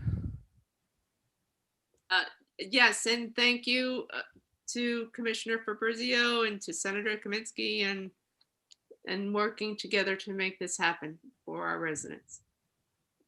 Vice Yeah. President McGinnis. I just want to thank Commissioner Fabrizio on his first official capital budget plan. It was excellent, job well done. I also want to thank Controller Ina Resnick for all her work in conjunction with Joe. This is a great example of teamwork and professionalism. So I really appreciate it. With that, I vote yes. President Pendo. Yep, a lot of hard work went into this, and I say yes, and thank you for all that work. Item 4 is a resolution authorizing the city manager to enter into into an intermunicipal cooperation agreement with the County of Nassau to receive funding for the purchase of an office trailer and related items. Who will introduce and move the adoption of this item? I will. Second, I will. voting, Councilmember Delory, yes, Councilmember Mandel, Yes. Councilmember Treston. Yes, and again, I'd like to thank Denise Ford for her continued support of the city of Long Beach. Vice President McGinnis. I'd also like to thank Legislator Ford. She saw a need and she went ahead and put Long Beach first. So I vote yes. President Pendo. Yep, another good example of what we do when we work together. So yes. Item 5 is a resolution authorizing a modification to the collective bargaining agreement between the City of Long Beach and the Long Beach Civil Service Employees Association. Who will introduce and move the adoption of this item? I will. Second, I will. voting, Councilmember Delory, yes, Councilmember Mandel, Yes. Councilmember Treston. Yes, and again, I just want to thank you. This meeting has been full of collaboration and cooperation. So thank you to Mr. Mooney and to all the parties that made this happen. Yes. Vice President McGinnis, I'll just say ditto. Yes. President Bendo. And another big savings for the taxpayers. Yes. Item 6 is a resolution to schedule a special meeting of the City Council for Monday, May 24th, 2021, authorizing the adoption of the operating budget for fiscal year commencing July 1st, 2021, and ending June 30th, 2022, appropriating sums set forth therein and determining and fixing the real estate tax levy. Who introduce and move the adoption of this item? I will, Second, I will. voting, Councilmember Delory, yes, Councilmember Mandel, Yes. Councilmember Treston, Yes. Vice President McGinnis, Yes. President Bendo. Yes. Item 7 is a resolution authorizing the city manager to accept and execute a grant on behalf of the City of Long Beach from the New York State Department of State. Who introduce and move the adoption of this item? Will. Second, I will. voting, Councilmember Delory, yes, Councilmember Mandel, Yes. Councilmember Treston, Yes. Vice President McGinnis, Yes. President Bendo. Yeah, and thanks to Patty and her staff for all their hard work on this to get this money. Item 8 is a resolution authorizing publication for hearing of a local law amending the charter of the City of Long Beach. Who introduce and move the adoption of this item as amended? I will. Second, I will. voting, Councilmember Delory, yes, Councilmember Mandel, Yes. Councilmember Treston, Yes. Vice President McGinnis, Yes. President Bendo. Yes. And finally, item 9 is a resolution authorizing publication of a notice of public hearing of an application to waive off-street parking requirements for premise 154 East Park Avenue street floor for a holistic alternative product store. Would you just move the adoption of this item? I will. Second, I will, voting, Councilmember Delory, yes, Councilmember Mandel, Yes. Councilmember Treston, Yes. Vice President McGinnis, Yes. President Bendo. Yes. We'll make a motion to close the meeting. I will. Second, I will. voting, Councilmember Delory, You're muted, Mike. yes, Councilmember Mandel, Yes. Councilmember Treston, Yes. Vice President McGinnis, Yes. President Bendo. It's bad enough he hides every time that question comes up. Yes. Okay. All right. So on to good and welfare. I think Yeah, folks, if you want to speak at Good and Welfare, please use the raise your hand function and we'll call you in the order that it pops up on the screen. You get 3 minutes. Okay. So Our- who's first?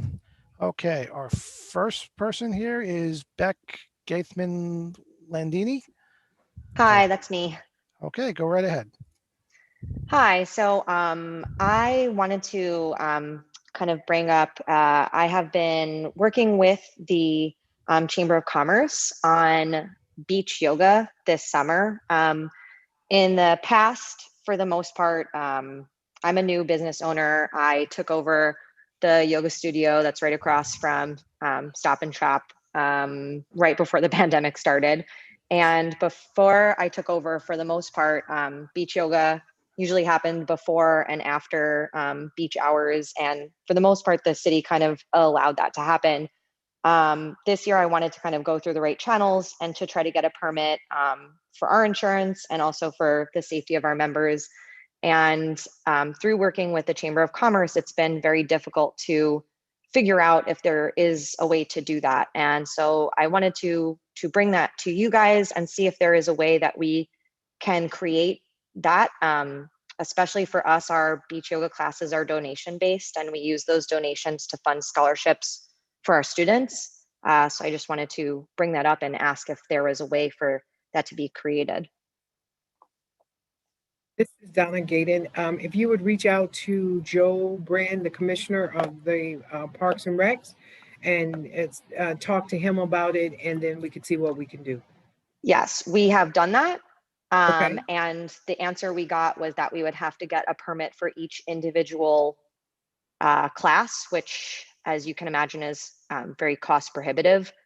So what we've been working with the Chamber of Commerce is to make one pass that would be for a whole season for a business, so that we could expedite that. Well, give me a call in my office tomorrow if you can. Okay.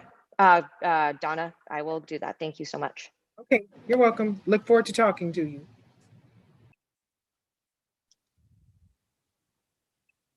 All right, thanks. And who's next, Dave? Oh, That's- wait, Oh, I see a couple of people Yeah, popped wait, up. wait, So wait. which order are we going in? It's William Depper was next. Mr. Heller, hold on. Okay. Hold on, Kevin. Mr. Depot was first. Okay, yeah, the Beach Pass Trail, I live directly across the street. It had a lot of traffic flow. I took a couple of pictures. I sent them to Mr. Mandel. And you could see there's no hours posted and so many people have been stopping there. Didn't you even think that the first couple of weeks, at least up until Memorial Day, to sell the beach passes at both locations because of the amount of people that are coming to buy the passes? And also getting back to those work studies, a lot of those work studies I think should have stayed in, especially the parking and the EIS, because it could take away from possible grants that come in to even fix and address some of the problems on those. And I saw where you had where $100,000 was deleted, but was that the total amount that you were going to spend for that project? Or did you just take $100,000 and move it to somewhere else? Because we had to change a lot of the core services and a lot of other services on, at the planning council. So, that's health related. This is something totally different, but it still comes down to, like I said, it could bring a lot of funding into Long Beach. And also, I go to the beach over by National as well as by me, that one there, because it has the shower and the bathroom a lot closer. The bathroom there, it's constantly slippery. I see people falling there. Some people I don't even think say anything. They just get up, walk back onto the beach and stuff. And this empty lot across that you're going to be putting parking here, the dirt that's coming through my front, I can't even open up my front windows because with the wind here down by the beach and the sand and now dirt coming into the windows and onto the glass, it's horrible. But such is life living in Long Beach, but at least I'm here to complain. If That's I could really just all I have to quickly, say. Mr. Depper, thank you. I just checked my email. I don't know to what email It address or wasn't when you sent the emailed. photos. On Messenger. On Facebook. Oh, on Messenger. Facebook. Yeah, Messenger. And when was that? Just so I know. Was that Earlier, recently? like when the meeting started. Oh, okay. All right. I'll take a look. I'll forward it to everybody Okay. else. I don't check Facebook during the Okay. meeting, but I'll take a look. Thank you. But I mean, you need eyes to bring things to your attention so that you can address the matters. So I hope other people will give Absolutely. their Thank you. input too. You're welcome.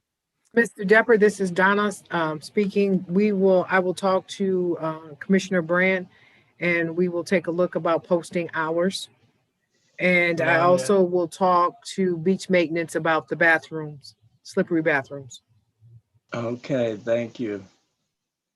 All right. Thanks for letting us know. You're welcome. All right. And I guess now Kevin is up. Yeah, Mr. Heller.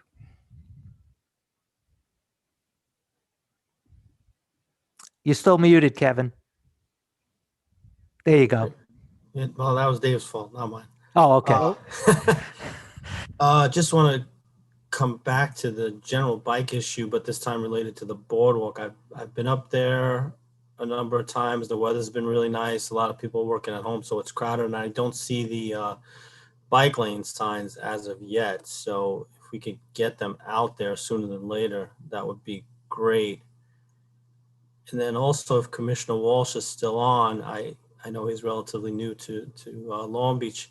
Hopefully, someone's briefed him that when the specials do come on, an important job that they have is to, while they're walking the boardwalk, remind people that might be walking in the bike lane that it is in fact a bike lane, because it's not always so obvious to the out-of-towners.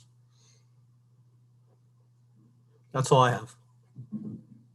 All right. Thanks. Thanks, Mr. Heller. This is Donna speaking. I will check on the status of the bike lane signs. Great, thank you. Okay. And who's next, Dave? Next is Mr. Hodge. James Hodge. Okay. Can you hear me? Yes. Okay, well, I just wanted to start off by saying that, sometimes when you go in this public forum, you hear different things. So I'll start off by saying last city council meeting that spoke about some things referring to my employment with the city of Long Beach, which I'm continuously looking forward to again, have that opportunity back. I had 23 years. I will say, again, I did a diligent job. I believe so. And not just because I believe so many people have said that. I did everything that my supervisors told me to do. And as I go back and look at March of 2020, when I sat in the office with the new city manager and also yourself, President Bendo, I sat in the office about maybe 2 or 3 times and we talked about doing this food distribution. I did what I was supposed to do along with the many others that volunteered, helped out, and employed to do the food distribution. When I was switched to another department, I did whatever, again, the department supervisors told me or instructed me to do. I think that Donna is new. And so I will say for even the city council members that know what I've done in my lifetime of giving back to the city of Long Beach and giving back to and representing the city of Long Beach, to not hear from any of the city council members, feeding over 300 people with others a day and giving in the midst of me having an underlying issue and risking my life from what my cardiologist said, being tested in 2019, maybe for cancer, but finding out that I have an autoimmune disease, but yet I still did what I had to do for the city. One of the first people to wear a mask, if Donna can remember our conversation about that. But I say to Donna, I say to you that I still must pray for you each and every day because that's the Christian that I am. Was I wrong? Yes, I was. Did I show up at work and show up and do what I was supposed to do? Yes, I did. If anybody say different, then that's their opinion. But I must say that, again, the arc of the moral universe is long, but it bends towards justice. I did what I was supposed to do, and I believe that the city has an opportunity to do what is right. Again, 23 years, it's supposed to be 24 now. I want the city to do what is right. I am asking in this form, everything has been documented, recorded, taped, meetings, emails, all of these different things. I've done everything that I was supposed to do. James, this is Donna. You know what? I thank you for praying for me. I pray for you. I pray for this city every single day. We don't discuss personnel matters. I'm, you know, you're reaching out and you're talking about, and nobody has ever taken away from what all the things that you have done for the community. Nobody has ever said that you have not stepped up and helped the community when the community is in need, as many others have, and nobody has said anything different from you. But as far as a personnel matter, if you would like to give Mr. Mooney, your union rep, a call that when you were working here, I'm sure he would be glad to talk to you. Also, the union attorney would be glad to talk to you. And where there's any differences, you can work those out between you and the union, and then they will bring it to the city and say what the next steps are. So I applaud you once again. I pray for you every day, and I pray for the city every day. So thank you very much. All right, I think I still have about 20 seconds. So I will say this again, I will continue to pray for this city, and I'll continue to pray for those in leadership. That's the Christian that I am, and that's what my mother and father taught me as they were ministers and pastors. And so again, I ask this city to do what is right, because again, I did everything I was supposed to do, and I was wrongfully fired. I have 23 years in, and I have seniority. And again, maybe because of who knows who or whatever the case may be, but again, I have 23 years. I have more seniority than half of the city, probably half of the city's workforce. James, So that's your how time. I'm sorry that I got fired. But again, I will continue to pray for you. All of you have a great night. Thank you for this opportunity to speak. God bless. All right. Thank you, James. All right. Then looks like Mr. Lynch is up. Yep, James Lynch. Okay. Go ahead and unmute yourself. Oh, you just muted yourself, Jamie. How about now? Good? There you go. Now yeah. you go. All right. This is for Donna. Just a quick fallback to the young lady that spoke on the beach yoga classes. Yes. One of our board members at the chamber, Johanna Matheson, has pulled up a ordinance that Florida uses on one of their local beaches, a busy beach. And I think that would be great if the city could take a look at it. We've given it to some of the yoga sports facilities so that they can mark it up with some of their ideas. And maybe we could bring that up at a liaison meeting, because it's important that we continue to try not only stand up the restaurants, but stand up these small businesses on Beach and Park Avenue. And if it allows them to operate on the beach in the off hours, I think that would be great to add to their existence. So maybe we can take a look at that all together. James, this is Liz. If you could just forward that to the liaison people, myself, as I'm part of that. Yes. Share with everyone, that would be appreciated. Will do. My second question before I run out, is Commissioner Walsh still on the call? Yes. Good evening, Commissioner. Just a quick question on the capital improvement for the police department for this upcoming year. They identified about $270,000 or $260,000 on 3 police vehicles on a state grant. Could you identify what kind of vehicles those are? Yeah, it's not a state grant, that's state bid. That means the pricing of the vehicles is already been bid as lowest bid by New York State. So it's actually more than 3 vehicles, that dollar amount. It's one unmarked vehicle fully equipped with the police package. It's 2 marked patrol vehicles, and we have monies in there for ATV type vehicles as well. So a Ranger and probably another 2 Rangers and probably an ATV. Oh, okay. So it's 5 vehicles then. Right. I mean, plus or minus, it's all written into the capital project. We're going to look at the needs as the season goes on this year, and what looks like it's not going to make it to next year. we will purchase ATVs. Understood then. All right, so then I won't ask any further. Thank you. Thank you very much. All right, thanks, Jamie. Who's next, Dave? Oh, wait, next is Robin Donovan. Okay. And welcome back.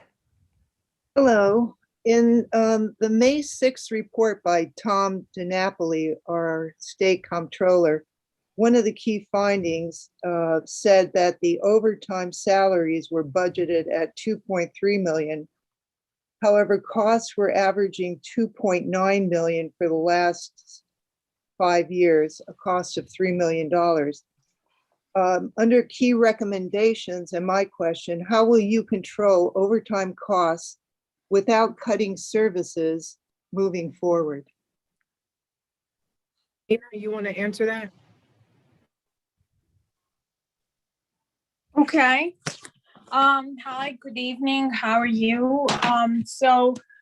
We had prepared this budget with carefully working with each departmental manager on incorporating their request for the overtime into this budget. What was different this year in the process was that all the proposed budget, compiled budgets, were shared with the departmental managers before they were put together into the overall document. So managers saw what it's in overtime budgets for their departments and had agreed that those numbers were appropriate. And we hold the departments responsible for the spending in their areas. So that gave us comfort level to present the overtime budgets the way that they're presented in a proposed budget posted online.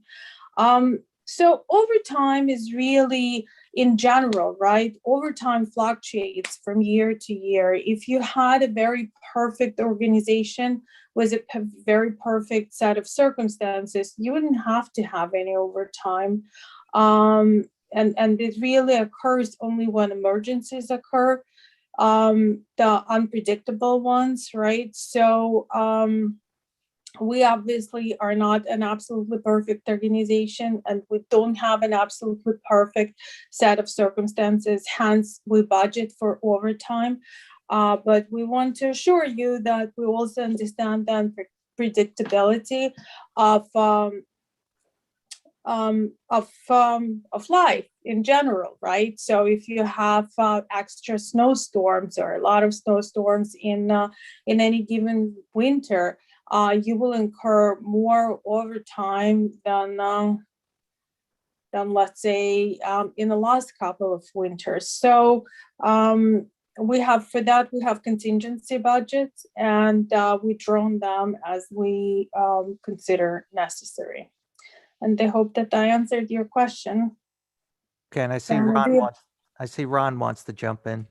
Sure. Just real quickly, to give a little bit more of a logistical or operational answer to that. In the police department, when I first took over, we have squads. So people work in different areas, and some of the squads had members that either didn't have enough members in it to cover all of the postcards, and or people were out on line of duty and things like that. So what you do is you go through and you evaluate where all your personnel is. We adjusted our personnel, moving heavier squads, people with more bodies in it. We took some people from there, put them into the squads that needed bodies, and that adjustment there should be somewhere in the area of $200,000 to $300,000 of savings between January and July. So just paying attention to your personnel, paying attention to the actions that happen when people get injured and stuff like that.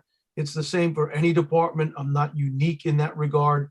Everybody in the city and all of the other commissioners and heads of the departments look to see that they can balance their workforce so that we can not reduce services and also reduce costs. So that's just a logistical an actual operational way of looking at it.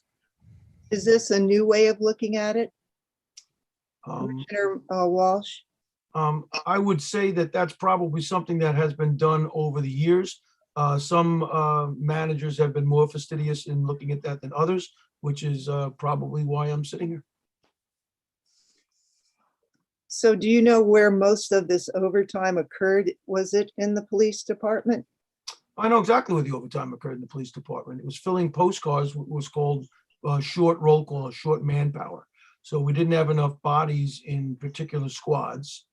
So we moved personnel around, and there's some adjustments that need to be made, and there's provisions in the collective bargaining agreements that can restrict our abilities, which is one of the reasons why we want to renegotiate some of these things in the collective bargaining units, because they're so restrictive from years ago that in order to move somebody from a night tour to a day tour, there's all sorts of different rules. You can't just move somebody.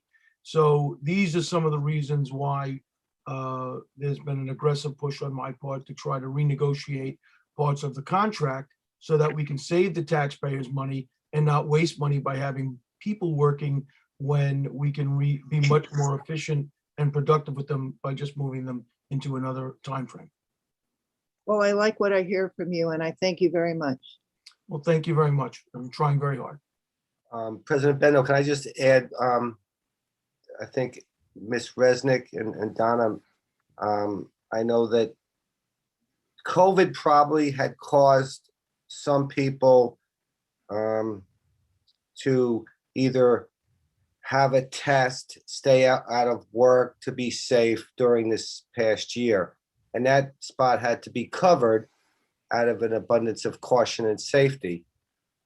Would that be somewhat accurate, Donna or Ina? Yes, there were the state comptroller's report about the overtime. There were a few different departments, one being maintenance because of the snowstorms. We had overtime. We even talked about that in particular about the snowstorms, but the streets and everything were clean. So in the fire department, they were short-staffed. But yes, when someone had COVID during the time, they had to stay out. And if they were around other people, they also had to stay out for a certain amount of days. So we had a unusual overtime, but we're hoping that the measures we're putting in place this year will help. Donna, do you think that report covered the year we had COVID? Yes. Okay, thank you. All right, thanks, Robin. Robin, And you're talking about the most current report. she just dropped off. Oh, okay. Yeah, but I'm assuming she means the most current one. So, all right, I see Eileen Hessian popped up, so I'm assuming she's next. Yes, Eileen, go ahead. Yes, hi. I have a question that I think is probably for Donna. I know we have a transparency portal for the city, and I'm wondering if all of those businesses on the boardwalk, the ice cream and the hamburgers and so forth, if the information about them can be put up on the transparency portal. I'm wondering about square feet, cost per square foot, who's keeping up with their payments and so forth. Yes, I did get that request earlier. The staff is working on it. So the leases, all concessionaires information will be put up in the transparency portal along with their leases. Terrific. And where they are. Very good. Thank you. Just give me just give me to the end of the week. Okie dokie. Okay. All right, thanks, Eileen. And who's next, Dave? John Mooney. All right, welcome back, Mr. Mooney. Go ahead, John. You hear me? Yep. Okay, I just wanted to address, some inaccurate and false statements said at the last council meeting and this council meeting by a former member. Since the layoffs last budget, I've worked with the city manager to bring back laid off members when vacancies exist. So if somebody retires, somebody leaves, or, we've been offering it to the people on the list. We've gone down the list. Some people have retired. Some people refused multiple offers. Some have moved on to new jobs, and some have accepted jobs. Those are the facts. I don't deal in alternative facts or ask for fictional positions that don't exist in the budget or aren't on the table. We're staying within the budget and working down that list. I want to personally thank the city manager for working on it with us and getting the two most recent positions filled, one in sanitation and one that's actually on the errata sheet for recreation. We're hoping to hopefully resolve this class action going forward, and we're hoping to close it out with the manager and corp counsel shortly. And I just want to let them know I appreciate it, and we've been working on this for the last 12 months, and we're coming to an end soon. So I just wanted to thank them and clear up any inconsistencies that people had. Thank you. Okay, thanks, John. And who's next, Dave? Next is Roy Lester. Okay. Hello. Couple of questions. We're voting next time on the public hearing of changing the charter on a bunch of stuff. That's item number 8. Public hearing is next time. But in item number 8, they're talking about the Board of Ethics shall have the following additional powers. We haven't had a Board of Ethics for 9 years now. And it's the only board that was not set up this time. So, we're kind of voting on something without a board. So if something could be done about it, it would be great. That's one thing. The other thing is John, you said that a lot of people, when they run out of time and stuff, they're sending you guys emails and asking questions and you're answering them. Now, when COVID first started, we all had to send our questions in, and you did a great job. You answered literally, dozens and dozens of questions, and you spelled them out and you gave the answers. It took a couple of weeks, sometimes more than a couple, but we did get the answers. But now that's not being done. And like you say, you're getting all these questions, and it'd really be great if the public could know what other people are asking and what the answers are. You think we could do that again? I guess the emails come in a little bit of a different format now. Now it's more just somebody, shooting it. It's before that was the formal process before we were able to switch over to this system. But I guess we could look at that. We could talk that we could look at that. Yeah, I can't give you an answer right now, but but you basically said they're doing this because we have such a limited amount of time. So it is something that everybody's interested in. So if you could just put it in, let us know. Well, we have to look at copy. We have to. We got to look at logistically what it would take, especially if you're going to sort through every single email. Like I said, we could talk with Donna about it because. Again, if it's going to add cost, that's John, effective. you could forward them to me and I could put them on a website. No cost. Okay. All right. Thanks. All right. Thanks. All right. Anyone else, Dave? Yes, Judy Vining. Okay. Go ahead, Judy, unmute. Hi. Can you hear me? Yeah? Yes. Yes? Okay. Two things. I'm going to try to be schizophrenic in talking to you in my 3 minutes tonight. One is going to be as director of Long Beach Aware. And again, we always see our role as giving you the information we have and you do with it what you will. We're a resource. So going back to last weekend, the off-street parking variance, I think it was for the tipsy, I don't remember the name. I don't remember the last name. It wasn't, yes, that was exactly what you were voting on, a variance. But that is your only tool. And that's kind of what we want to explain. In other words, New York is a preemptive state. The state liquor authority has total control over everything alcohol, by the way, except an ice cream store because it's not a drink. However, your tool in any of this as a city council is through your zoning or your off-street parking variances or whatever you have. That's all you got, whether it's for an alcohol-related store or what's upcoming is marijuana. and there are no regulations yet. So I was on a legal call today, and I'm just going to give you what I got because I certainly didn't know it before today, is that part of the New York State law that passed on May 31st is specific to New York State. The product has to be sold or consumed on premises in New York State alone, or grown in New York State. So that means, since there are zero regulations that the Cannabis Control Board has put forth yet, any cannabis being smoked, vaped, dabbed, whatever, in any part of New York State is imported from another state and therefore illegal. I'm not saying you're going to enforce that. I'm not saying it's worth the enforcement for $25. I'm just stating the facts.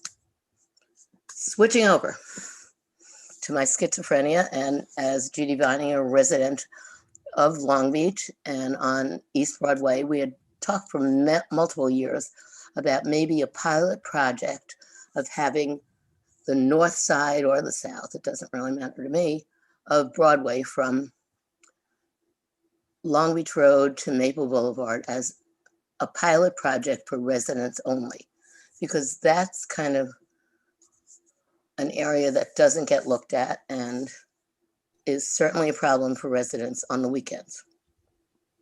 That's it.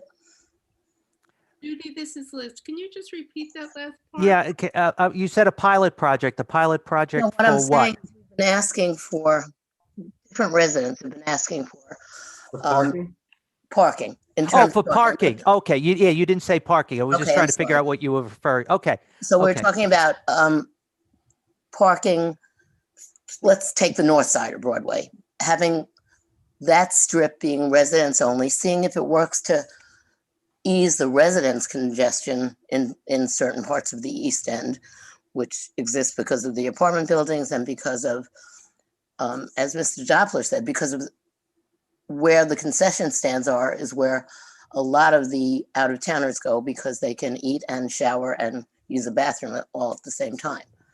Judy, that's your time. Okay. Okay.